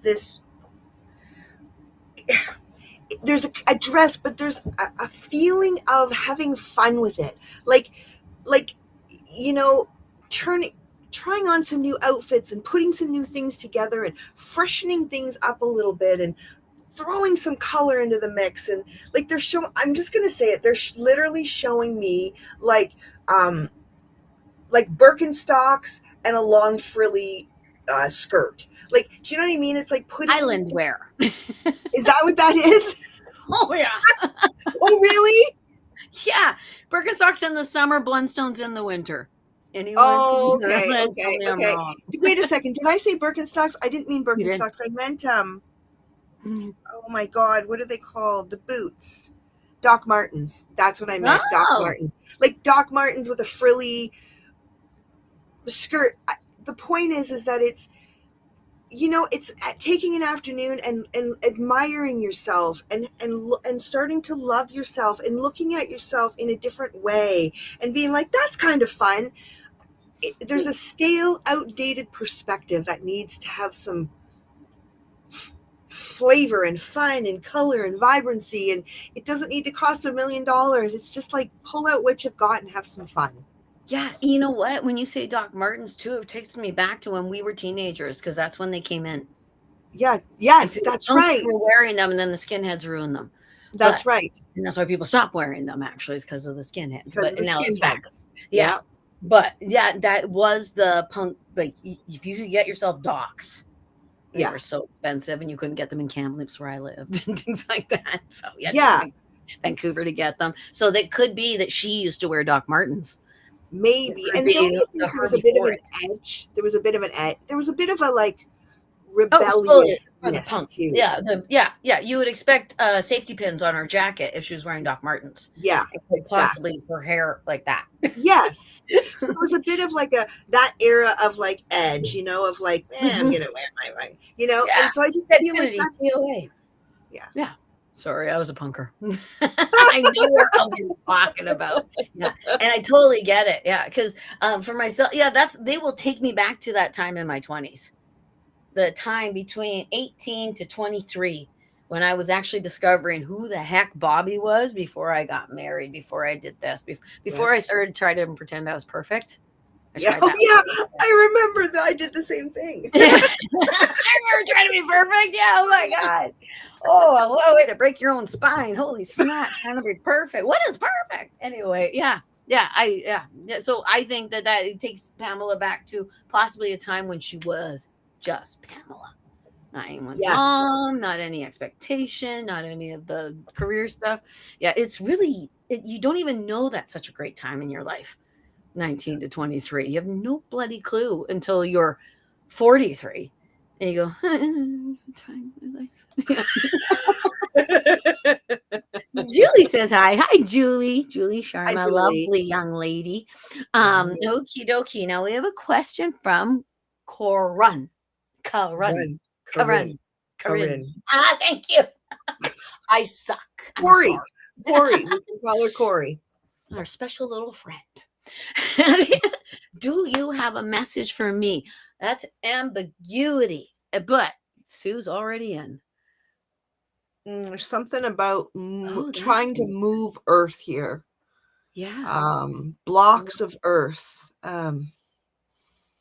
No, like no. Oh, No. she even says Corey. Yeah. No, it's different. Is that a different person? No. It's different than the blocks of Earth. Sorry. Oh, We're yeah. No, okay. actually, it's like you and I are looking out a window and trying to figure out what the hell we're looking at. Yeah. Side by side.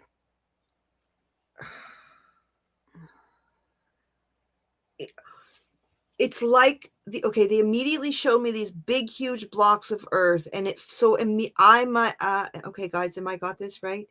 Yeah. They're saying I'm gonna let them talk for a second here because I can't, they're talking so fast I can't interpret. Is that okay if I just let them go for a Absolutely. minute? Mm.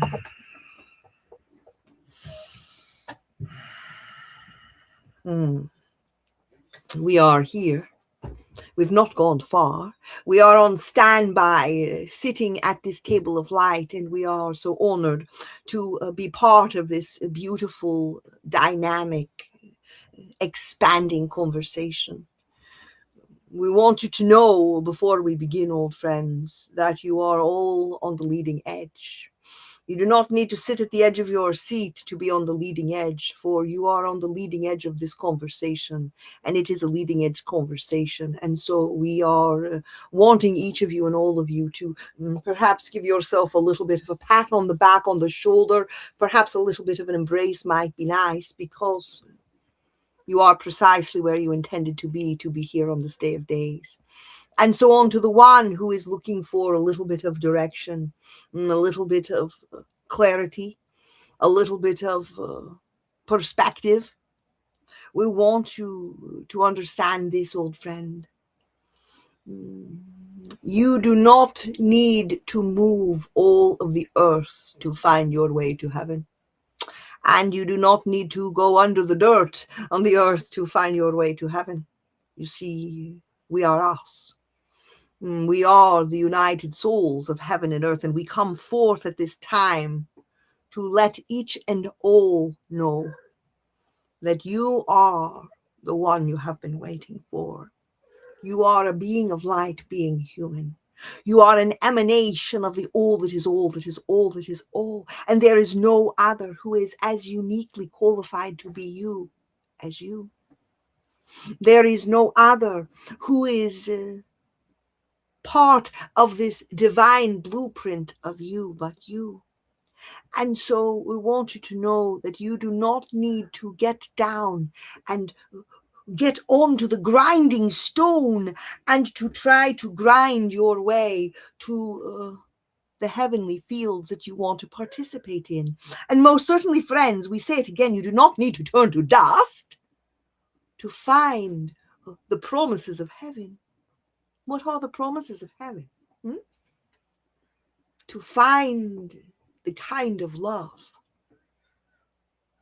that allows you to move without constriction and restriction, to move into the coherence of creation itself. And we want to invite you, old friend, to step aside from trying to move the dirt and trying to form the way. You are the way. And we say to you, a little more beingness and a little less doingness will allow you to find your way to the way of you. Oh. Indeed.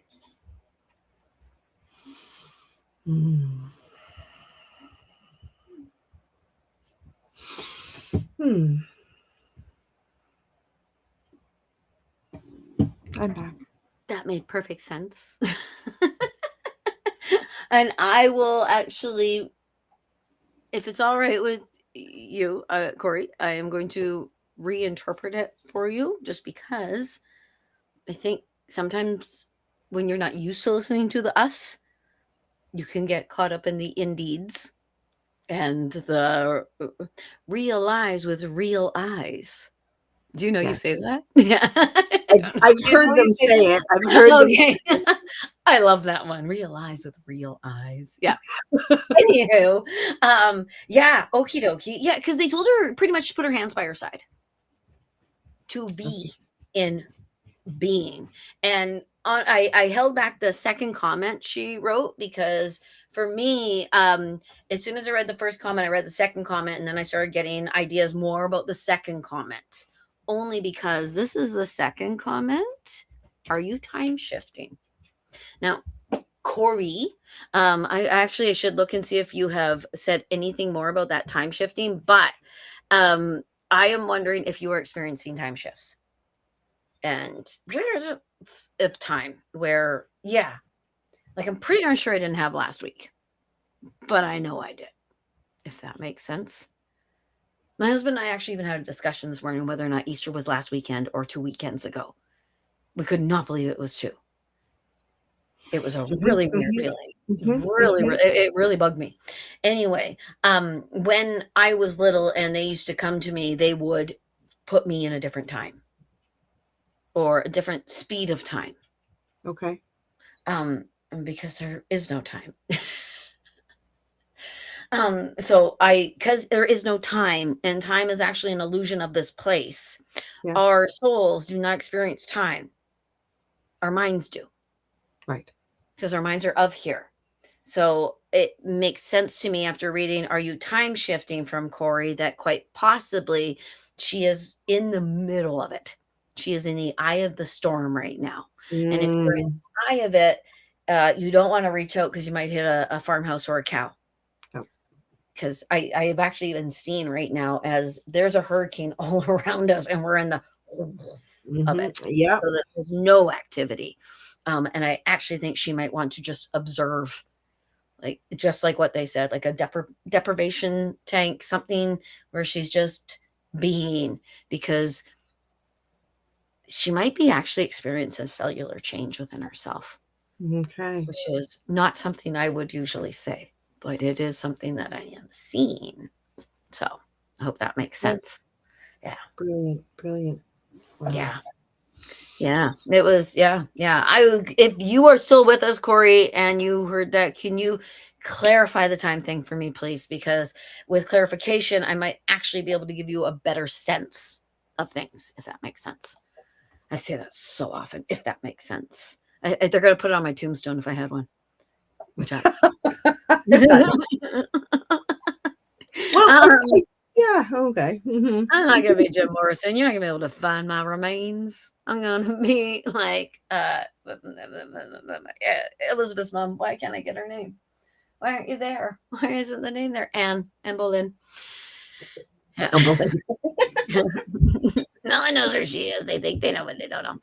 Anyway, okay. Now this young lady, Laura Lee, says, my guides told me. Okay, and yeah. My guides told me I can communicate across dimensional fields. How can I do this? Where should I start? Okay, so I say to people all the time, I move my mind between realms, which to me is the same thing. Communicate across dimensions, just different wording of the same idea. Would you agree? Or yes. And how can I do this? We don't know. What do you want, Laura Lee? Well, we look like scientists. No, we know you can do this. If that's the question, am I able? Yeah, because we're doing it right now. Yeah. Laura Lee, you drop into your heart field. Mm-hmm. That's your time travel vehicle. That's your dimensional vehicle is your heart. And maybe that's for everybody. I just hear them saying it. I literally see you like getting into this, like going downstairs, getting in my heart, my little heart vessel, my little heart vehicle. Like she's got a suit. Yeah, little onesie that she zips up. A little beanie, a little like she gotta get a onesie. A onesie and like a little like one of those half helmets. And I saw the headband with the hearts on the springs. Sorry, I had to interrupt and tell you that. Totally. But that's it. So yeah. Laura Lee, I know that I can hear the guides, but you're such a loving being that to move out of the intellect is actually very natural for you to go into that beautiful play space, that beautiful loving space. That's the space. That's the space. So that's all you need to do. And again, that's a place of being, not doing, right? Because we think we have to do something to get there. But Mhm. really, it's less doing, isn't it, Bobby? Like it's Oh, less doing. absolutely. It's a Yeah. shift of the eyeballs Yeah. because it's only perspective. Yeah, Yes. and to lead with your chest rather than your mind is actually the evolution we're supposed to be moving into. Because it's what used to be. Because your mind is so dumb. It's Well, it really crazy dumb. is. In Yeah. comparison to your body and your soul, your mind is the one drooling into the cup in the corner. So leading with the body, because your body tells you so much. And I totally see this is why working with children works, because they lead with this, not with this, because they're told they don't have this in that That's same right. way. But it's yeah, well, she says, where should I start? Okay, full disclosure, I teach Laura Lee meditation and psychic development, and I gotta tell you, you already started. Yeah. Yeah. You totally already started. And I honestly, and when this was said with all love, Laura Lee, I think we just had this conversation before we came on. You might be looking for your moment. Yeah, good luck, Chuck. That's what I just heard. There's no burning bush. There is no, whoa! It's more like, No. oh, is that true? Holy crap, that hurts. Yeah, it's like that. Yeah, actually, is that true, Dad? That's what I say. Honestly, I was sitting here the other day and with, our beautiful love elemental counterpart here and having a moment of that awareness of the guide said, okay, you've made it. You're everything you've wanted. You're here. You're at the apex. This is it. And she looked at me and said, Huh? this is it? This is it? Where's the where's the glory? Where's the balloons? Where's it? And I was giggling, right? I was like, this is it. Like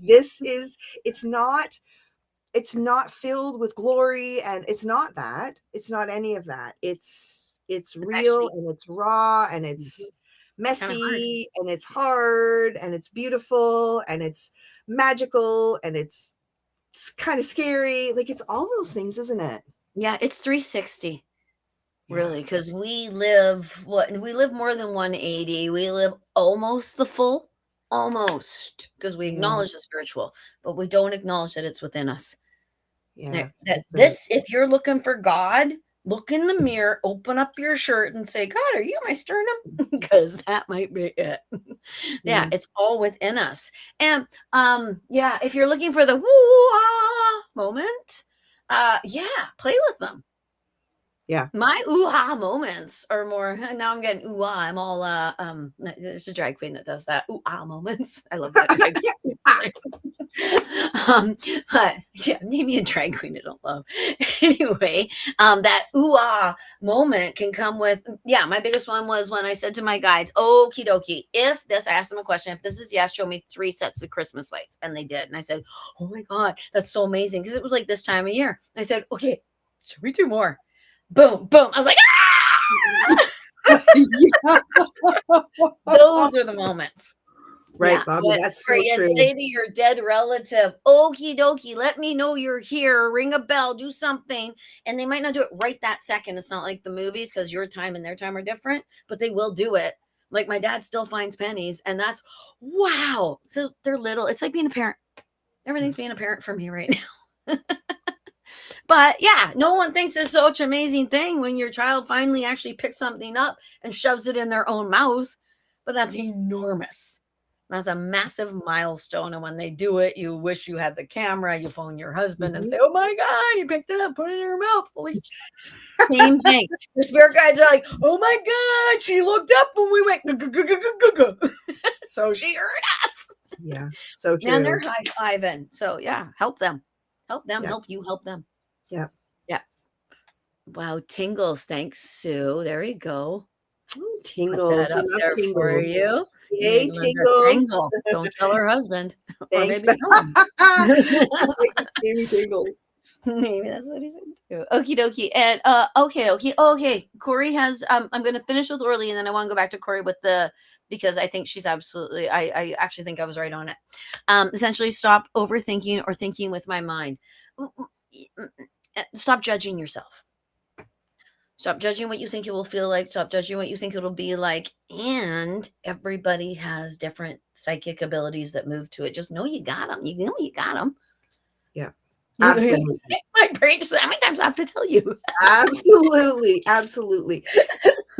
Yeah, and I to what you're saying, one of the I studied with a shaman, and she used to remind me of the great mystery box, and that, there is such a thing as the mystery box, and so we have to honor that. Not we don't get to we don't know everything, how it's going to evolve, how it's going to unfold. There's mystery to.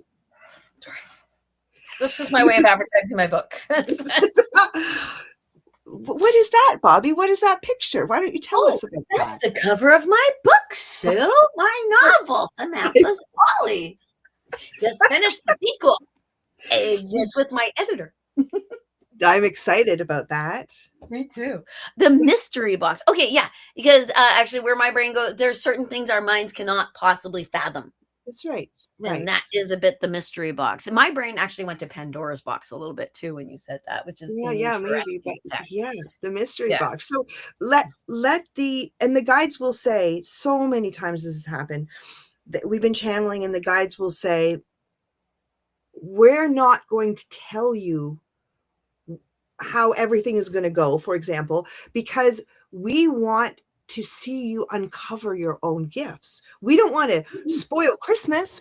We don't want to spoil your big days. We don't want to, because we have gifts all along, right? We open. So they love to watch us sort of follow the breadcrumbs or look for the Christmas lights. And then that reinforces for our own sense of like, okay, maybe I am a little more locked in, maybe, right? And then it just reinforces, we get stronger and stronger and stronger at it. Yeah, I don't they know if that actually was even clear, but they showed me degrees. It's Yeah. like when celebrities get honorary degrees. They didn't earn that. They don't have that. They're not an engineer. For goodness sakes. So if you don't earn it, then you don't have it. Even if you Right. pretend to have it, you don't have what it is. Right. So yeah, Right. absolutely. And we're sitting here in a big ball of high school. This whole thing is a learning center. That's So right. it's if you think that you have to actually answer all the questions, then you're not learning anymore. Sorry. So true. Sometimes the things that come out of you, I'm like, oh, that was good. I wish that was me. I wish I could take credit for that one. That I wish was I good. was so great like that. I'm not.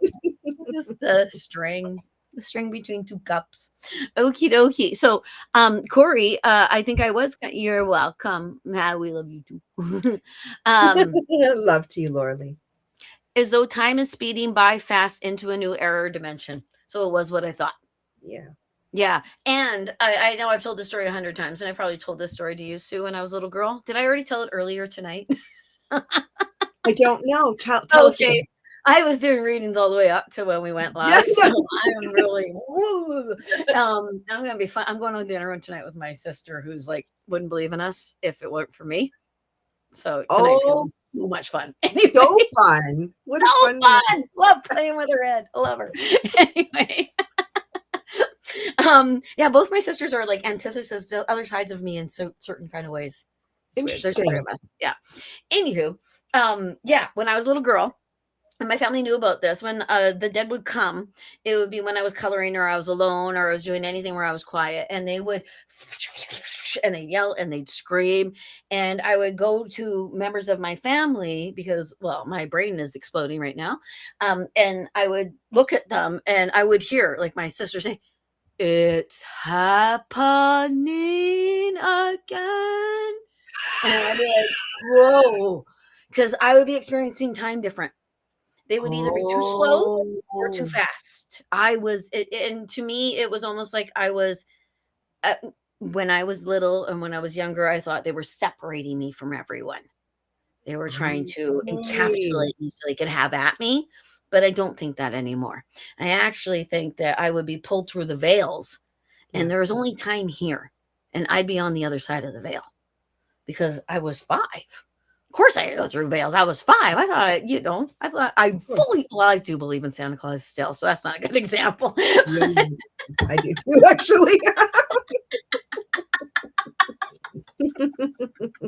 So anyway, so I would experience time differently. So when people talk about time, and when I talk about Gnosticism and stuff like that, that whole what was created by Yahweh, it was the imprisonment of time. So Okay. if we are going through a global enlightenment, and Corey, a person who's not actually having that same conversation with us, but bringing that in from another place, that just tickles me so pink. Oh my Yes. goodness. What though? What if? Because they tell me they're going to make it unmistakable. What if they do actually change? They screw up time for people. People lose their minds. They don't know what to do. Well, and I mean, I think it's already happening because I hear people all the time, but they attribute it to age. They attribute it, there's all Mm. these reasons to that you can try and, well, this is why it's speeding up. But I think more mainstream, more people are really getting a sense of the wobbliness of time. Yeah. There's a distortion to time. Like you said, was Easter a week ago? Was it 2 weeks ago? I can't believe. I feel like it was just 5 minutes ago. Oh, Yeah. I've been experiencing so much of that. It's absolutely insane. Yeah. Yeah. And I'm missing deadlines. Like I can say this now because it's all better now, but I did a fair in Campbell River, which is 40 minutes away from where I live. And my car insurance was lapsed on the 10th. It last the day before. Oops. I know, look at me laughing. But yeah, it's little things like that that I've been Yeah. like, what? The April 10th happened already? What the? And I Yes. looked at the date and went, it's what? It's the 17th. Felt like I had woken up. It was really weird. Really, really weird. So yeah, I agree. Okay, we got a couple new people who joined in. Yay. We have Jeremy who stumbled across us, so that's pretty awesome. Well, Hello, hello. Jeremy. Welcome. Welcome. You actually may be representing men right now. May or may not. If there's any other men out there, you let me know you're there because I don't think you are. Anyway, we have Amanda. Amanda has a question. A new information question. That's interesting.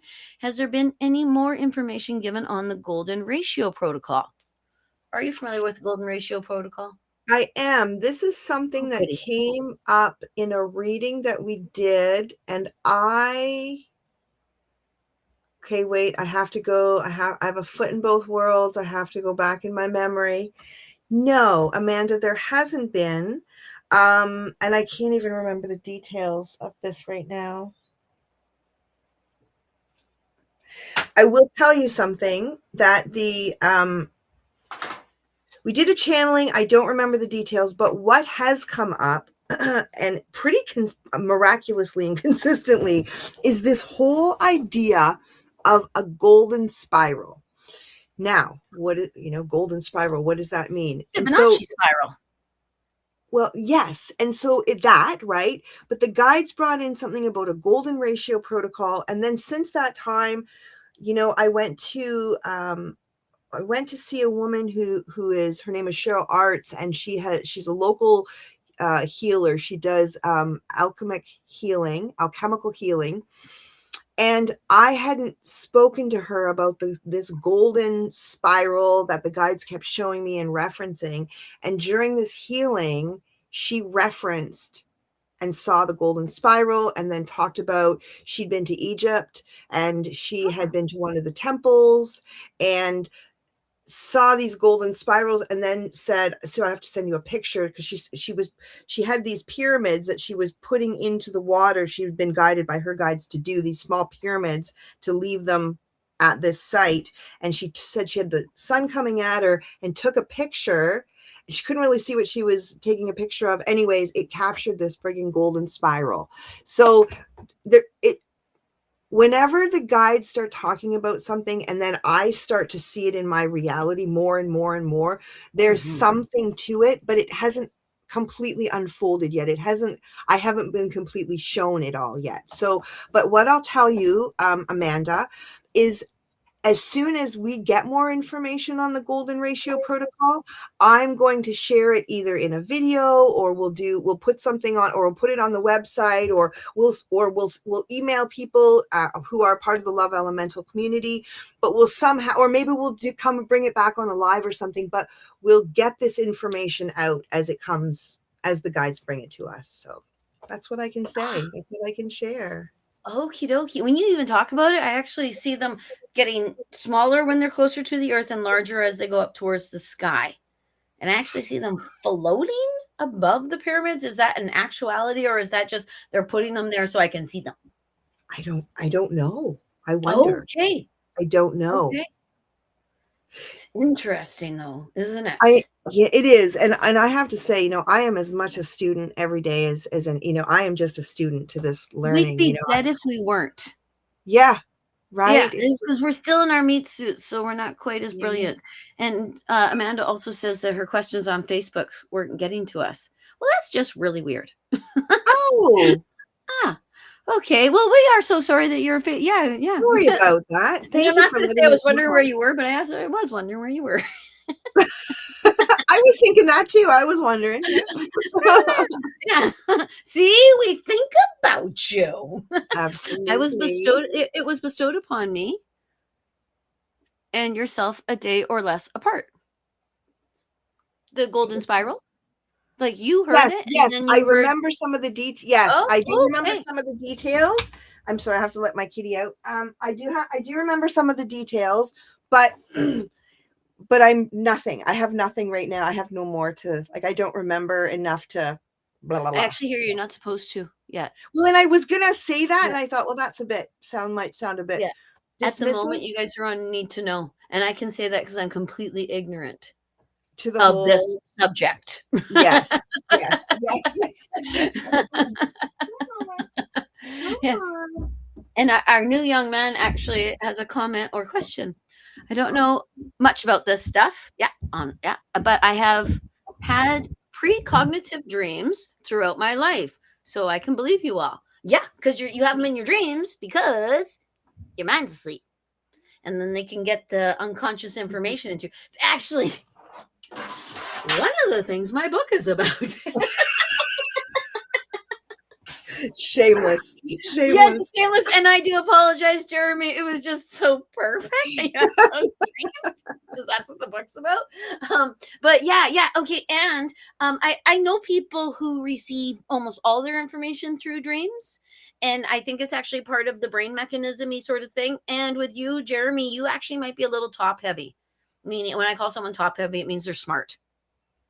It means that because the smarter you are, the harder it is to take it in my opinion, because you need evidence. You're intellectualized. You know how to use your brain in this way. So fanciful ideas you can easily explain away, and that is why you get it in your dreams. So you cannot explain it away. I really, really, really feel like you need a pad and a pen next on your bedside table, and just, I don't know if you're married, it kind of looks like you would wake someone else up when you wake up, and if you turned on a light or something like that, so write it in the dark, or even have but yeah, that, because they're important, and they're important to you, and they're important actually having to do with something that you do for a living.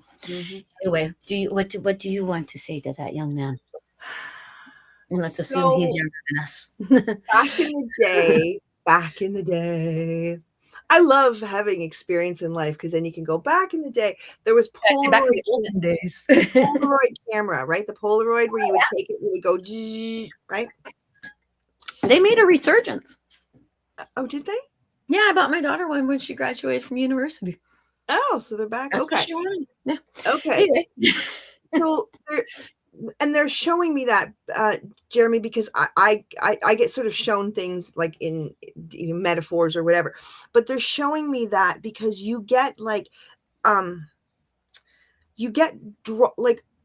drop-ins of you get intuitive packets of information dropped in is what's happening. Yeah. You get boink, boink, boink, boink. It's almost like a steady drip. Right. And so so the importance of the having the little bedside is so that you can be in the space of receiving without the uh, in, they're Yeah. saying interrogation. It seems like a heavy word, but without the interrogation of what you're receiving, right? It's not like we don't need to judge that. We just need to sort of allow it and observe.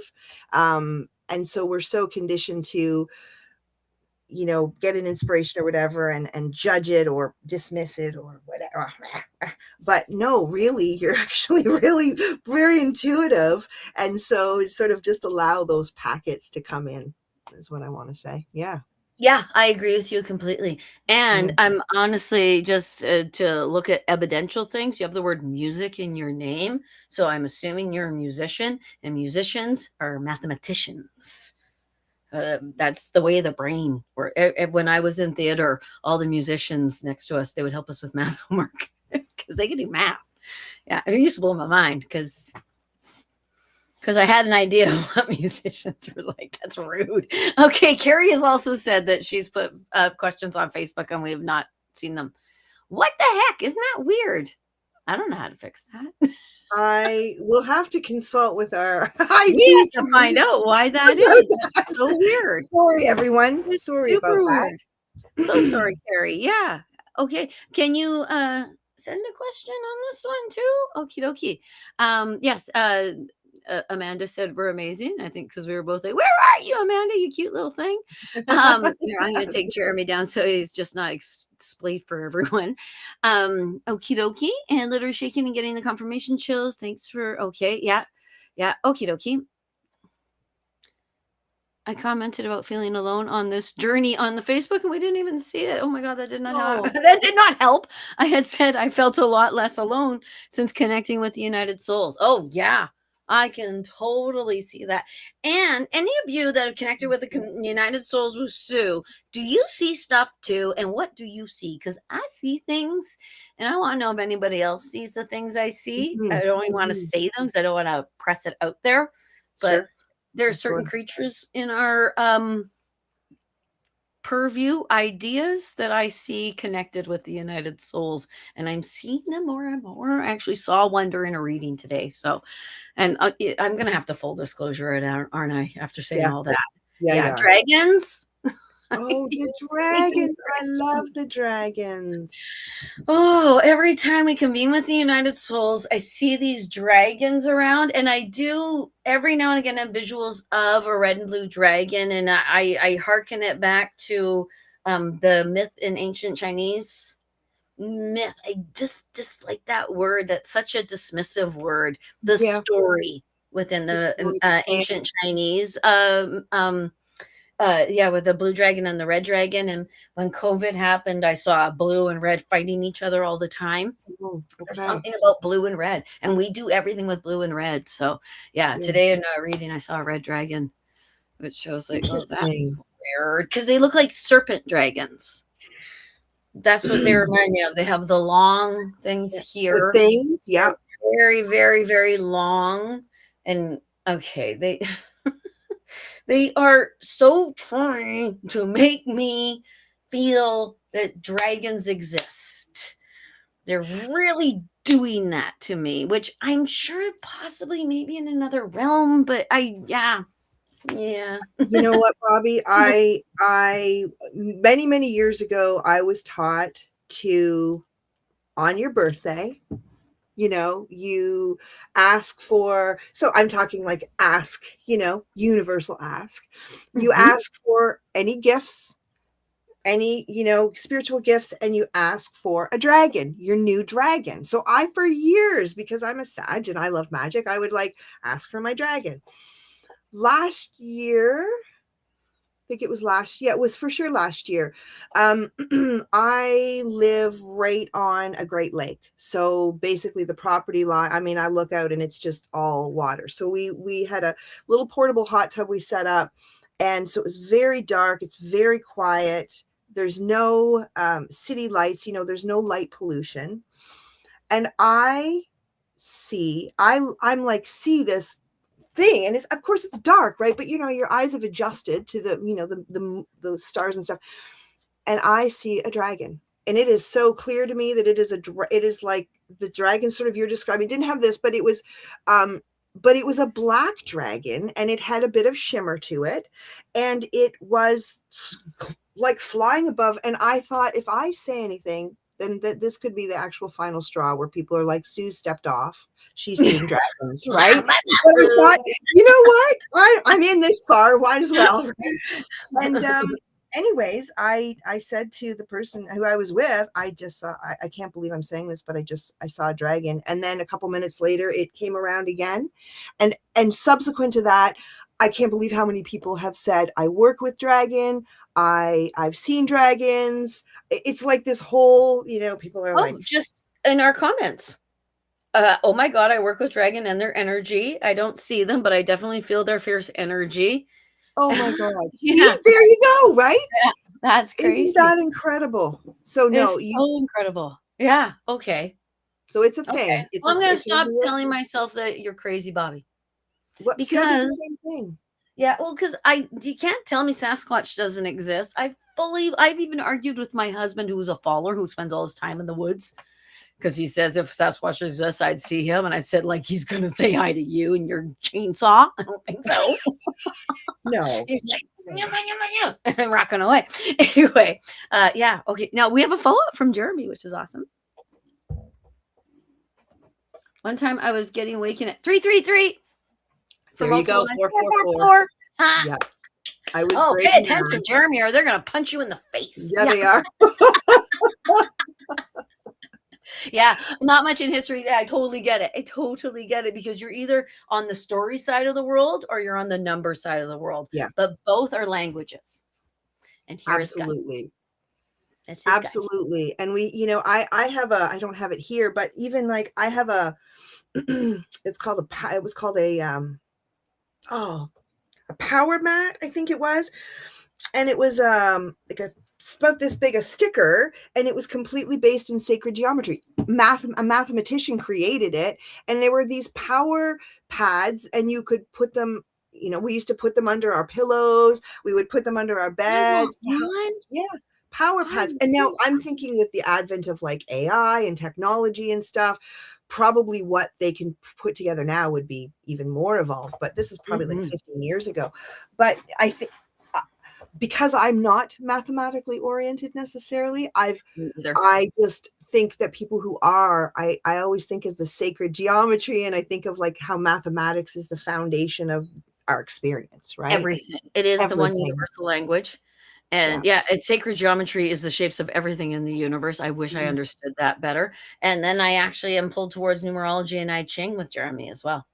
Yes. Which again are top heavy people modalities, in my opinion. Yes, absolutely. Smart people do numerology. Smart people do I Ching. Because the smartest person I ever knew did numerology and I Ching. So I'm a little biased in that way. But yeah, I agree. I so agree. Oh, I'm so excited for you, Jeremy. And I'm so glad you found us. Yeah, those 333444, Jeremy, you may or may not know this, but these are all code sequences that, a lot of people will say they've seen 1111. And what it is it's literally coded into our reality, because we are in a planetary awakening. So it's like an alarm clock. And so 333, if you wanted to Google,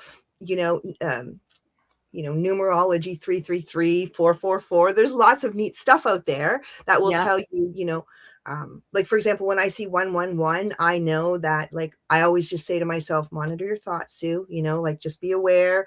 There's certain little things, but I think that it's coded in. It's just helping us all to.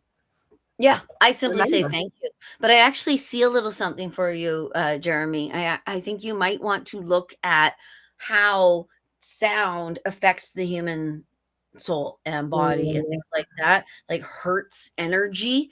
I actually think you understand it without having to look into it.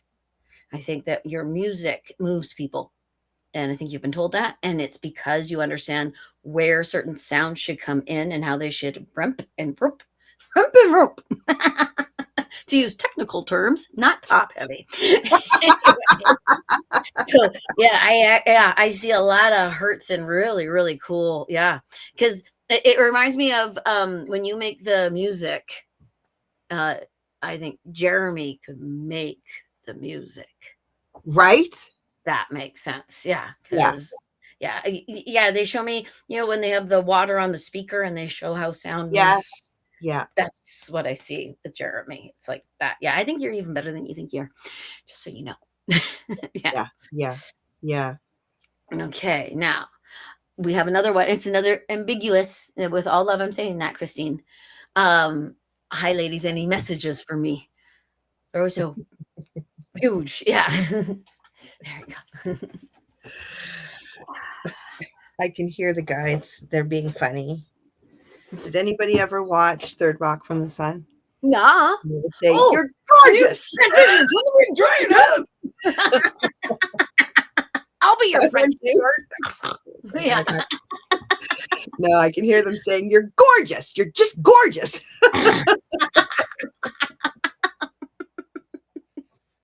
I just heard doesn't mean it's not true.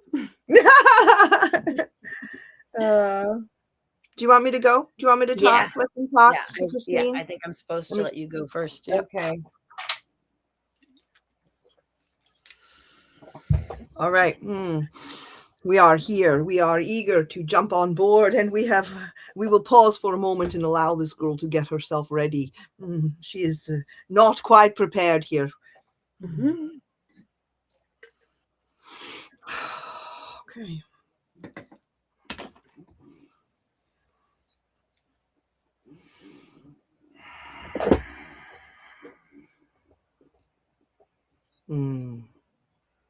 We are here. We are here. We are here. We are here, beloved friends of us. We have not gone far. And to the one who is wandering into wonder with us, for the one who is unsure, unclear what matters are mattering on their matter meter, we are not chastising, but we want to encourage you to find your way to the way of you. And what is the way of you? It is when you walk and you feel clarity with each step. When you look around and you see, looking back upon you, that which you want to see, you see. We see you by times looking through the thorny thickets of life, feeling as though you are stuck in the poison molasses, feeling as though the corridors of life are filled with others' contempt. And we say to this, when you stand or sit or rest or play, it matters not to us. But when you be in your own creative corridor, what does that mean? When you begin to realize, old friend, that you are the one you have been waiting for. You do not need to look this way and that to the others to tell you you've got it all right. And you do most certainly not even need us to tell you you've got it all right. And yet we're going to tell you just the same. You've got it all right. You do not need to believe you to be a less than version of you. We say to you, you are not the only one, old friend, that by times puts their own head into the paper bag to look at all of the problems, all of the compromises that fell short, all of the indecision and all of the difficulty and all of the conversations and all of the consternation and all of the get the head out of the bag and take a breath. Shall we together? Heads out of bags, old friends. put the paper bags aside. Put it into the waste receptacle.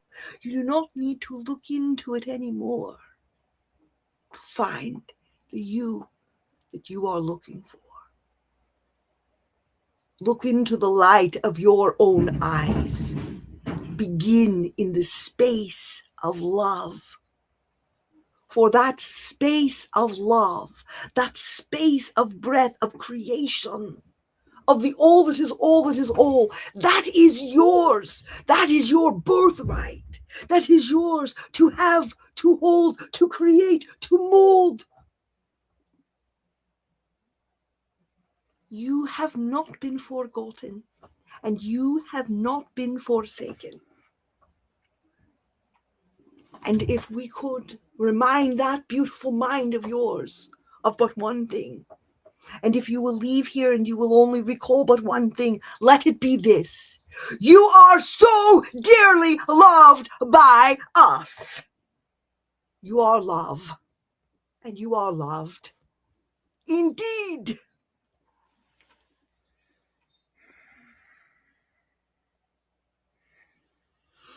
Hmm.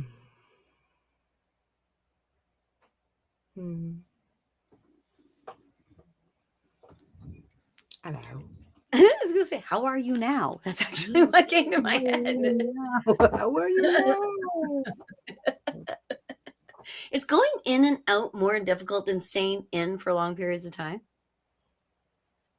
It used to be. It Oh, really you've used to be. gotten Yeah, used to but it? I think I've just gotten used to it from doing it for so long. You see. But yeah, like when I first started doing, say, live events, bigger shows, because you're like, they would bring a universal message in.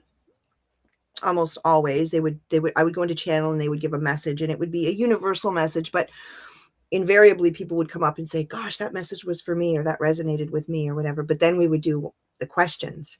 And I mean, I remember in the early days, we would do questions for, we'd have like 25 or 30 people, and we'd go until like 11 o'clock, 11:30 at night. It was just like, and they weren't, because the us don't do like rapid fire 2 second, they don't just say yes and no. It's a No, whole, they do not. No. the whole vibrational alignment thing, right? So, Great to ask them what they want for dinner.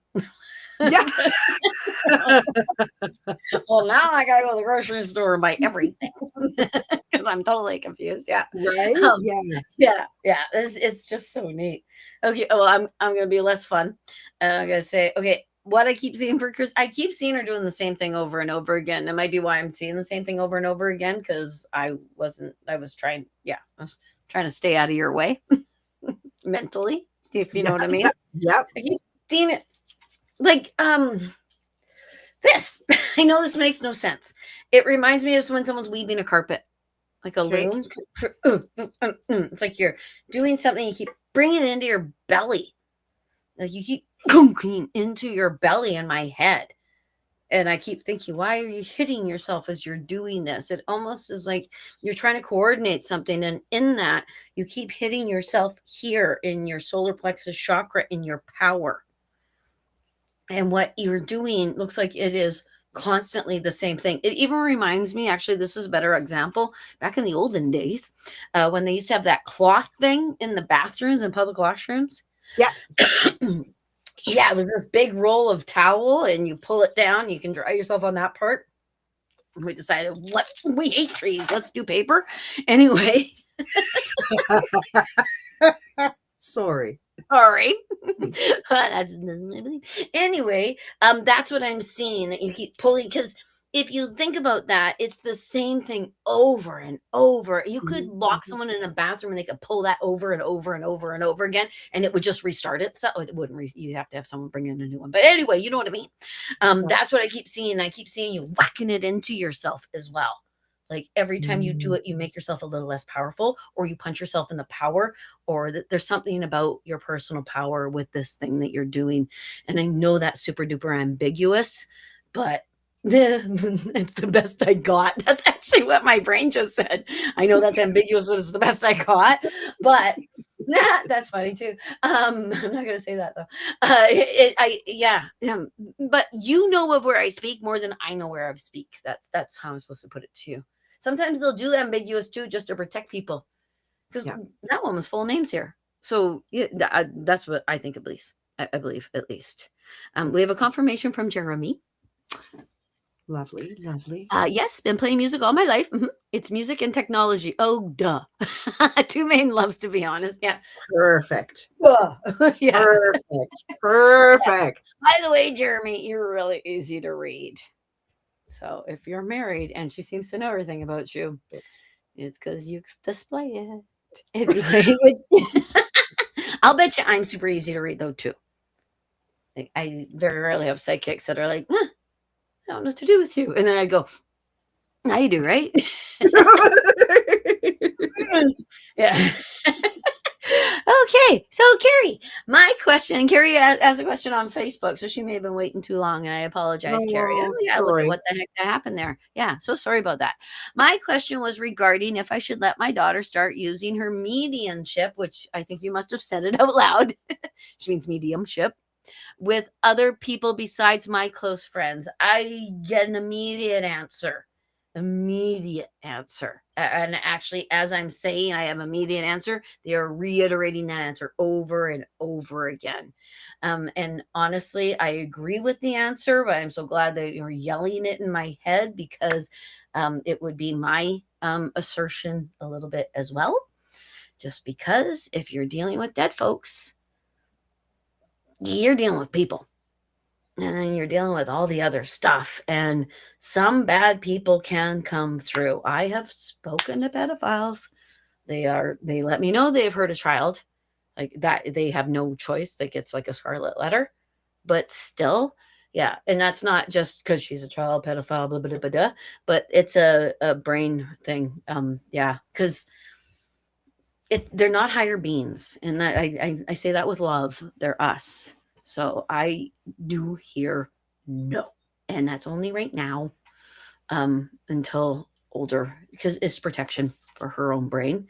And it might not be she's mediumship. She might actually be starting there because that's what she knows and can see and knows that. And we could encapsulate her if we do that. We could make it so that it posts on here and she's, I am this, I am only this, this is what I do, rather than I am this. Wow, what the heck else am I capable of? My brain hasn't even stopped developing.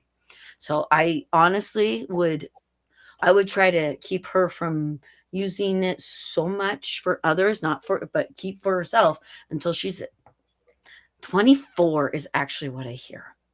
And that's a long way. That's another decade. So do you have feel or 100%. I agree with that. I think that it is I'm going to just say this. I'm not a medium per se, but the journey of being a channel and becoming a channel and a trans channel and getting to the place where I'm reading people other than myself and my close friends, because that was the evolution. How do I say this? The channeling part, the reading part, I always say is a little bit like the icing on the cake, because in order to do that well, there's life is going to require you to do a whole bunch of other things. yeah. And that, how do I say it? It's the awakening journey for those of us that have chosen this path. And those of us that maybe haven't chosen the path, but have been nudged onto the path. But I always say it's not for the faint of heart, not because it's something to be frightened of, but it's certainly something there's a degree of wisdom that comes with it in order to do right. It's not just about you have to have wisdom. So I feel like the age that you're saying is a beautiful age, because there needs to be more experience getting to understand thyself first, and rather than I'm going to go read other people. That can run a person into the guy just keeps saying incoherence, and I wouldn't want that to happen, and I wouldn't want the foundation to become not firm under her feet. Like, I want her to be have really good foundation. Yeah, and they have actually a different suggestion. They actually suggest that you put her into start yoga or another discipline of some Mm, sort so that she can start making her body mind connection. Give her the base stuff that so many of us start to do when we're in our 30s or mhm, mhm. 50s when we're trying to Right. figure this out because it's all part of the same thing. I went in going into being a yogi and then got pretty much bullied into becoming into opening up my mediumship because I was not into that idea at all because I done so much stuff to try to shut it up because it was terrifying. But yeah, they get her to do all the base stuff, and it's either yoga or martial arts or something. And I have both of those under my belt, so that might be why they use those two as examples. There could be something else, could be drum circles, sound things, but there's yeah, other sort of avenues. So we're not no, we are building more. We're putting the tree Building, trunk in. Yeah. building, Yeah, we're building. putting Yeah, the center on the tree trunk, not the just the bark. Yeah. that's right. Yeah, Yeah. And we love her. Well, you haven't yeah. met her yet, but But I she's love her anyways. I just, yeah, yeah, it's because feels she's very not a human good. being walking the planet. Yeah.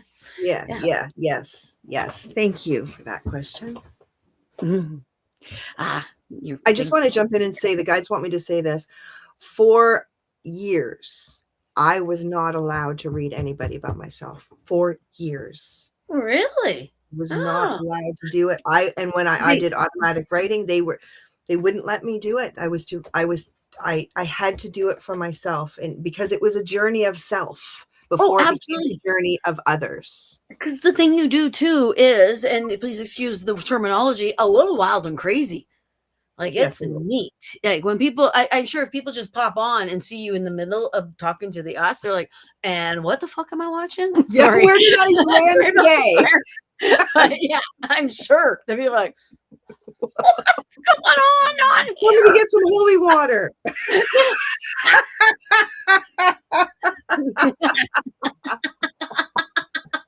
Sorry, I had such a hard, good time with holy water.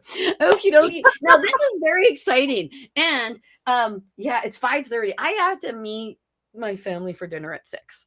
Okay. So I just yeah, it's not that far away. But I'm just saying that now so that I have that out there for folks when they want to ask questions or something like that. But this, I absolutely have to. And this is everyone will go, okay, I understand, Bobby. Hi, Melissa in New Zealand. What? New That's so Zealand. cool. Hey, Melissa in New All you gotta do is Zealand. say, I'm in New Zealand. And we're like, do you watch Brokenwood? Do you watch the Block NZ? Sorry, I watch New Zealand programming. So. That's Australia amazing. and New Zealand. The difference between New Zealand and please, Melissa, if you are still on with us, let me know, please, because I always think that Australians are Americans and New Zealanders are Canadians. That's the way I see the two country differences. It reminds like from watching the block, actually. And Melissa might know what the block is. I bet you nobody else is like, what the hell is the block? Anyway, it's a home improvement show. It's a competition show. Anyway, it's a great show. Okie dokie. So, do you want to start for Melissa, or would you like me to start for I would Melissa? love for you to start. I feel Okie like, yeah, I dokie. feel like they got the red I carpet out actually, for you. yeah, I think a little bit is because she uses the terminology spirit guides.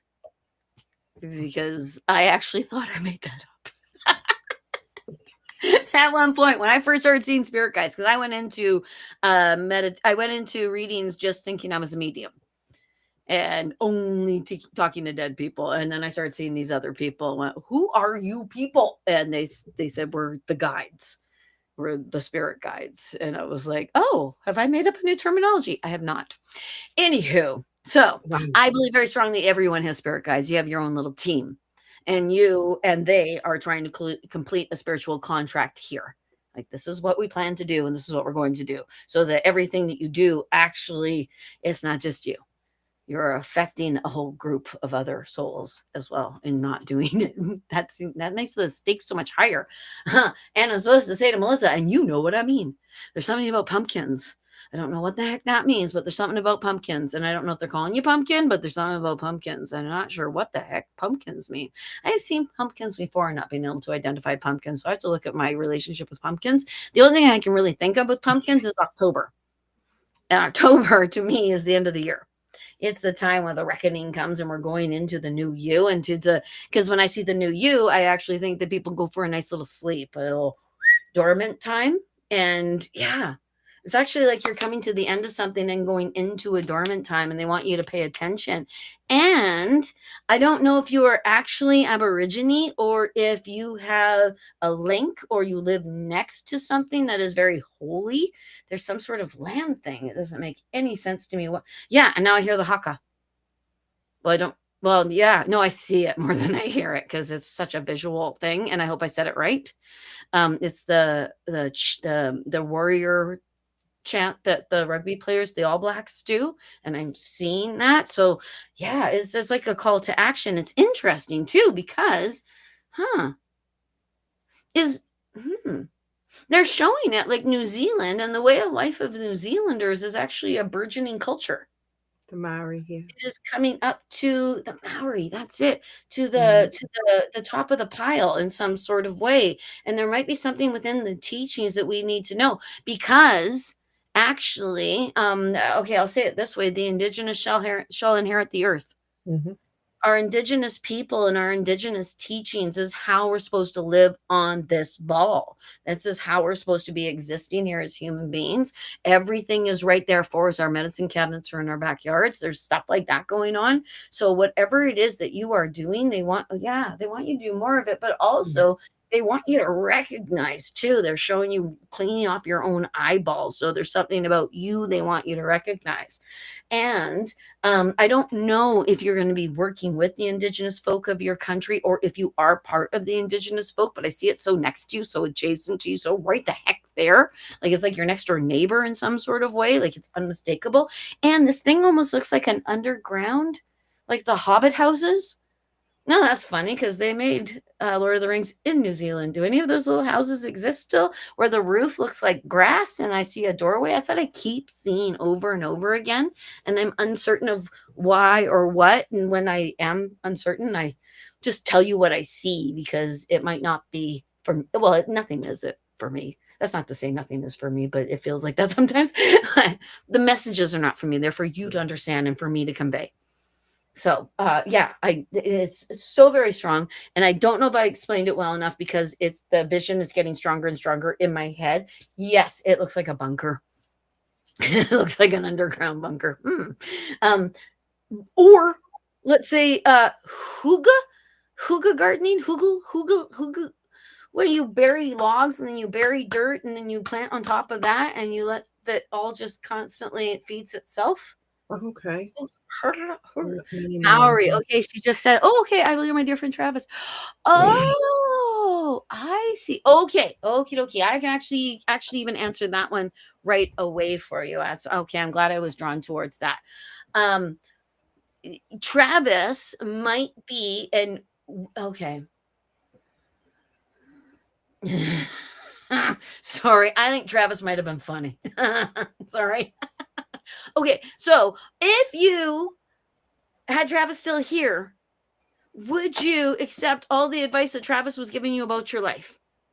Or would you say, oh, Travis, just go away? Because actually, I just heard that. I think Travis is trying to guide you. I think you're listening and hearing Travis, but um, he has not come to the status of spirit guide.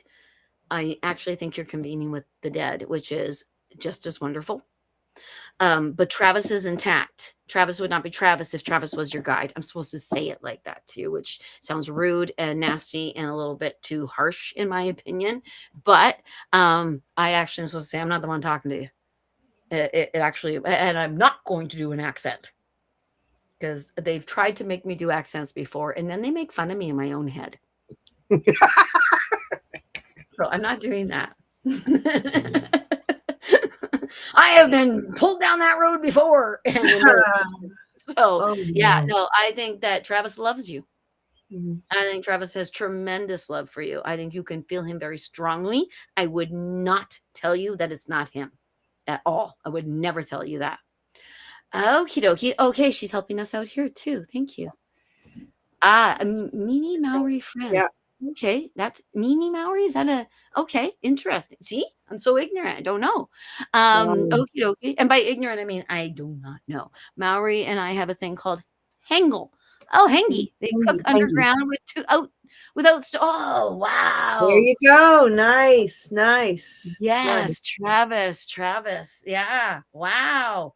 I'm impressed with Travis. I totally understand why you see Travis as a spirit guide and actually guiding light within your life and part of your spectrum because your spirit guides are ancient and old and they've been with you since you were an embryo, since even Mm. before you, because you're part of a big group that way. You were just the unlucky one who had to become a human being. But Travis is different. And was Travis different on this plane? Because it seems as though Travis was either a philosopher. Did he write? Please tell me he wrote. God, I hope he wrote.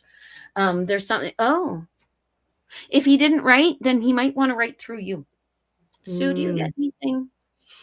Over and over and over. Like, it's so funny. I just keep getting this cycle. It's on repeat, which is are there, do we know if there are, I'm going to call them hieroglyphs because I think they might be a different term, but like a hieroglyph in New Zealand, because all I keep seeing is hieroglyphs, and the rock looks, it looks more red. It looks very reddish to me. And the guides told me many years ago that hieroglyphs were the original light language. And so I feel like I want to say to Melissa that I don't know anything about light language. I see people, whatever, but she has the ability to speak out light language. She's they're calling you an ancient, they're saying an ancient earth artisan. An ancient earth artisan. It's like you drew pictures in the walls, and that's why I'm saying hieroglyphs. It's ancient, and so that's the main message that I got for Melissa. Yeah, could you even see that as possible ancient messages? Because the way, okay, I actually even think within the things we are saying, there might be some clues and stuff with things that he has said to you that he is trying to get us to say to validate things he has said to you. He is hurting the dickens out of me in my crown chakra right now. He's wearing a white t-shirt and jeans too. And it's really like you're right. He really wants to get a hold of you. He really wants to tell you things. I actually kind of I don't know if he had a life's work or if he had something he was supposed to do. I don't know if he actually did these things or if he knows he was supposed to, yeah. And it was cut short, not by him, but I don't know if it appears that it was by him. Hmm. And yeah, oh, oh. He's a very, I don't want to call him an invasive soul because that sounds rude, but he's calling himself that. Like he wants you to know, no, it's him. I am not to take that in any sort of way and make it anything else. Yeah, I think he punched me in the face. I think he just said to me, I would punch you. But okay. So I see it like these are your angels, these are your spirit guides. This is Travis. It's like, there's Travis. It's crazy. But you know what? You could, if someone were to read me and say that to they could say, okay, here's your spirit guides, here's your angels, there's your dad. That's what they would say because I have booped him up there. I use him. I let him help me. If you let Travis help you, you will raise him. And it could even be that you hear spirit guide because Travis is paying his duties to be a spirit guide. Because I actually think it's a higher form of soul. We actually move towards becoming a spirit guide. So he might even be asking you to help him help you. Because I know when I use my dad, I help my dad on the other side. I know that. Yeah. Okay, I hope that helps. Okie dokie. Over here. Wow, that cool. Oh, okay. So yeah, redstone. Woo, woo, woo. Very cool. Very cool. Yeah, we need like a little thing that goes off when something like A little you thing. guys work on that. Make a little Yeah, some sound effects. Wouldn't that be groovy sound effects? That would be super cool. Interaction. would. Yeah. It really would. Oh, he was a lifeguard. Interesting. Okay. Oh, beautiful. And he had a Thank you car so much. accident. Okay, that makes sense because I don't think it was his fault. He was taken. Yeah. Yeah. Oh, Oh, wonderful. I'm so happy, Melissa. Okay. Jeremy has a question. I'm actually, my brain says last question because oh gosh, it's 5:42. Holy yeah. cow. You Okay. gotta I'm get supposed to for be your there. supper. Get to He's supper. sitting and having a menu in my hand at 6. Oh, it's okay. I can't eat anyway. There's only just one salad I can get. Do I have a spirit guide? Yes, everyone has a set of spirit guides as far as I am concerned and as far as I know. And I actually find that the names are very, very, that's a silly thing to say, but I'll say it anyways. Me telling you your spirit guide's name is like me telling you what you should name your child, but that's crazy. That's under the idea that we don't name our children. We discover the name of our children. Yes. Huh. Huh. That makes sense. So Does, my name doesn't is really Bobby. That's not fair. it? I gotta stop being bitter over that. Do you have a different? And okay, yeah, and okay, that's so funny because Travis is our dream feller. And I meet my guides. My first few actually in my dreams. Because in your dreams you can't say you're not a guide, you're a this. And now as Yeah. I've gotten more and more into this, I actually will meet them during meditation or meet them during salt bath or meet them that way. Yeah. Wow, incredible. So I just have to say the first, and I know it's the United Souls being funny, but they jumped in and said, well, us. Yeah. But I just keep seeing, and I know I just keep seeing um, Viamus, Vyamus, Viamus. I keep seeing that name. Um, um, I want the United Souls want to talk to him. Okay, do we? I know we gotta. Okay, guys, Bobby's got to get to her salad. My cowboy salad. Cowboys. That's actually the name.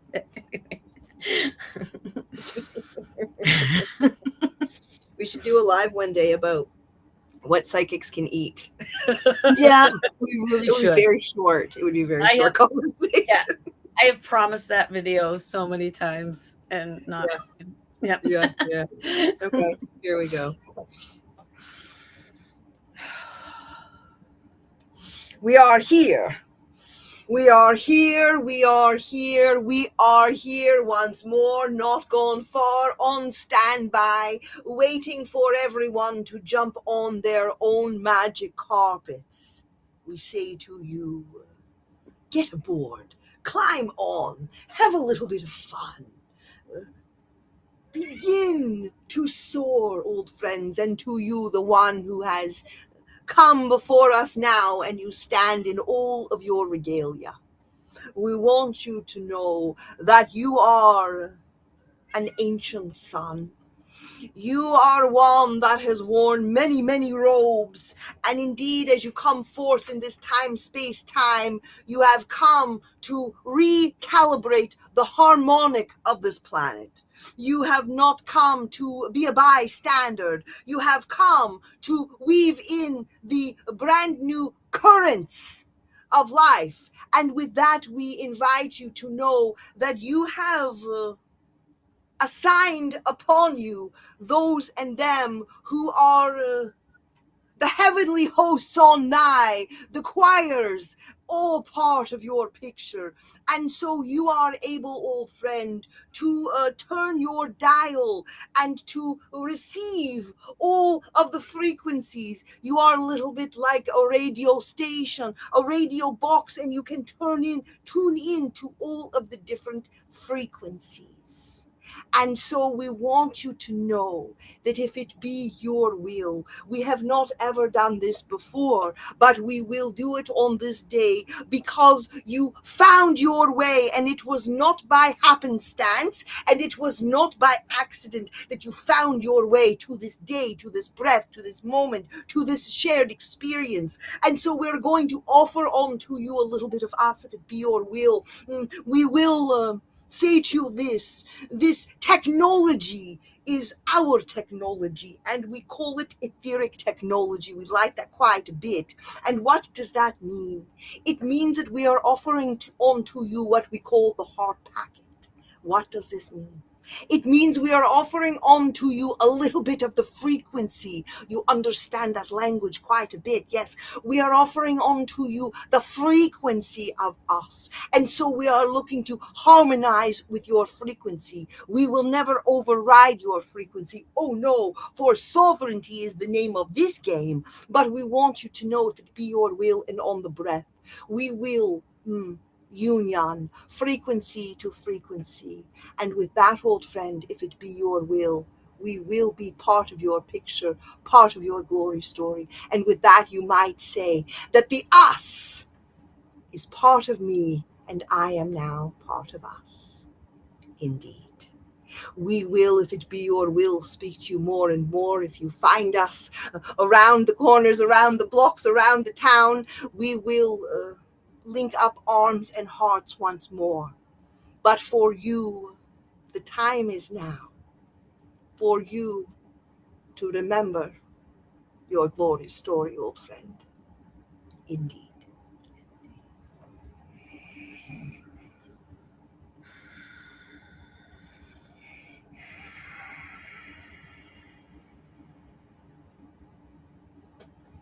Mm. Mm. Okay, that felt nice. I'm not sure what happened, but I like that one. Yeah, and I hope that helped, Jeremy. I think it helped. I think it did. Yeah, around the corner, around the town. Sorry. I every now it's interesting how the accent changes, because I actually think different people get in charge a little They bit. do. The They accent do. slightly. Yeah, I think it's really neat. Like, Yeah. ooh, it's fun this time. Like Yeah. different like expressions of them come in. Yeah, it's pretty Oh cool. yeah, I could. Yeah, yeah, yeah. Yeah. I 13 spirit guides, so I kind of get that. Yeah. Yeah, yeah, yeah. Yeah, that's a lot. Wow. Okay. Well, I have to be a poopy head and just run like hell. You go. I That's not being a I do. poopy head. Thank you for your Okay. time, and thank you for this wonderful night. And I've had a Yes, blast. thank you for joining us. And Sue will be back. I don't have it right in front of me which day you're going to be back, but we're going to do 5 this year. Are we doing We 5? are. I Yeah, think we're we're going doing to do 5. 5. We've got 5 We're planned, so 5 planned for 2026, and there'll be more. there Yeah. will be more. Yeah, There we will got to be more. collaborate on a video soon, actually. That's what we got Yeah, to do. Okay, yeah, okay. All right. yeah. Thank you So so thank much. you, everyone, for joining in. Yes. Sorry Thank about the you, glitch with everyone. Facebook, but Yeah, weird. So weird that people couldn't get mhm, in on Facebook. mhm. So sorry. If you were on Facebook and you wrote a question and we didn't answer it, we didn't see it. It's not that we don't like you. We didn't see No, it. That's the way it we is. I'm love you. sorry. Yeah, we do love you. Yeah, that's how you knew we were here, because you felt our love. Yeah. All Okay. right. All right. Thank you so much. So much All love. right. So much love. Thank you so much, everyone. If you would like to get a hold of Sue, go to loveelemental.com. Yes, loveelemental.com. We're on Facebook, Love Elemental, Instagram, Love Elemental, YouTube, Love Elemental. And yeah, find us any one of those spots in the neighborhood. It's around the town and around the corner. Sorry, you said it during your thing. And I'm Bobby Roundtree Born Medium. You know that. I always say it like, I'm Bobby Roundtree Born Medium. It's like I'm Ted Baxter and this is the news. This is the So old news. I am by saying I'm Ted Baxter. Who knows who Ted Baxter is? Yeah. Anyway. All right. Thank you, everyone who came. I am so appreciative of you. I'm so glad we got some new folks today, and the old folks too, because I love the old folks. They're the trunk of the tree. Thank you so much, everyone. Thank you. We will be back. So much Bye. love. Good So much night. love.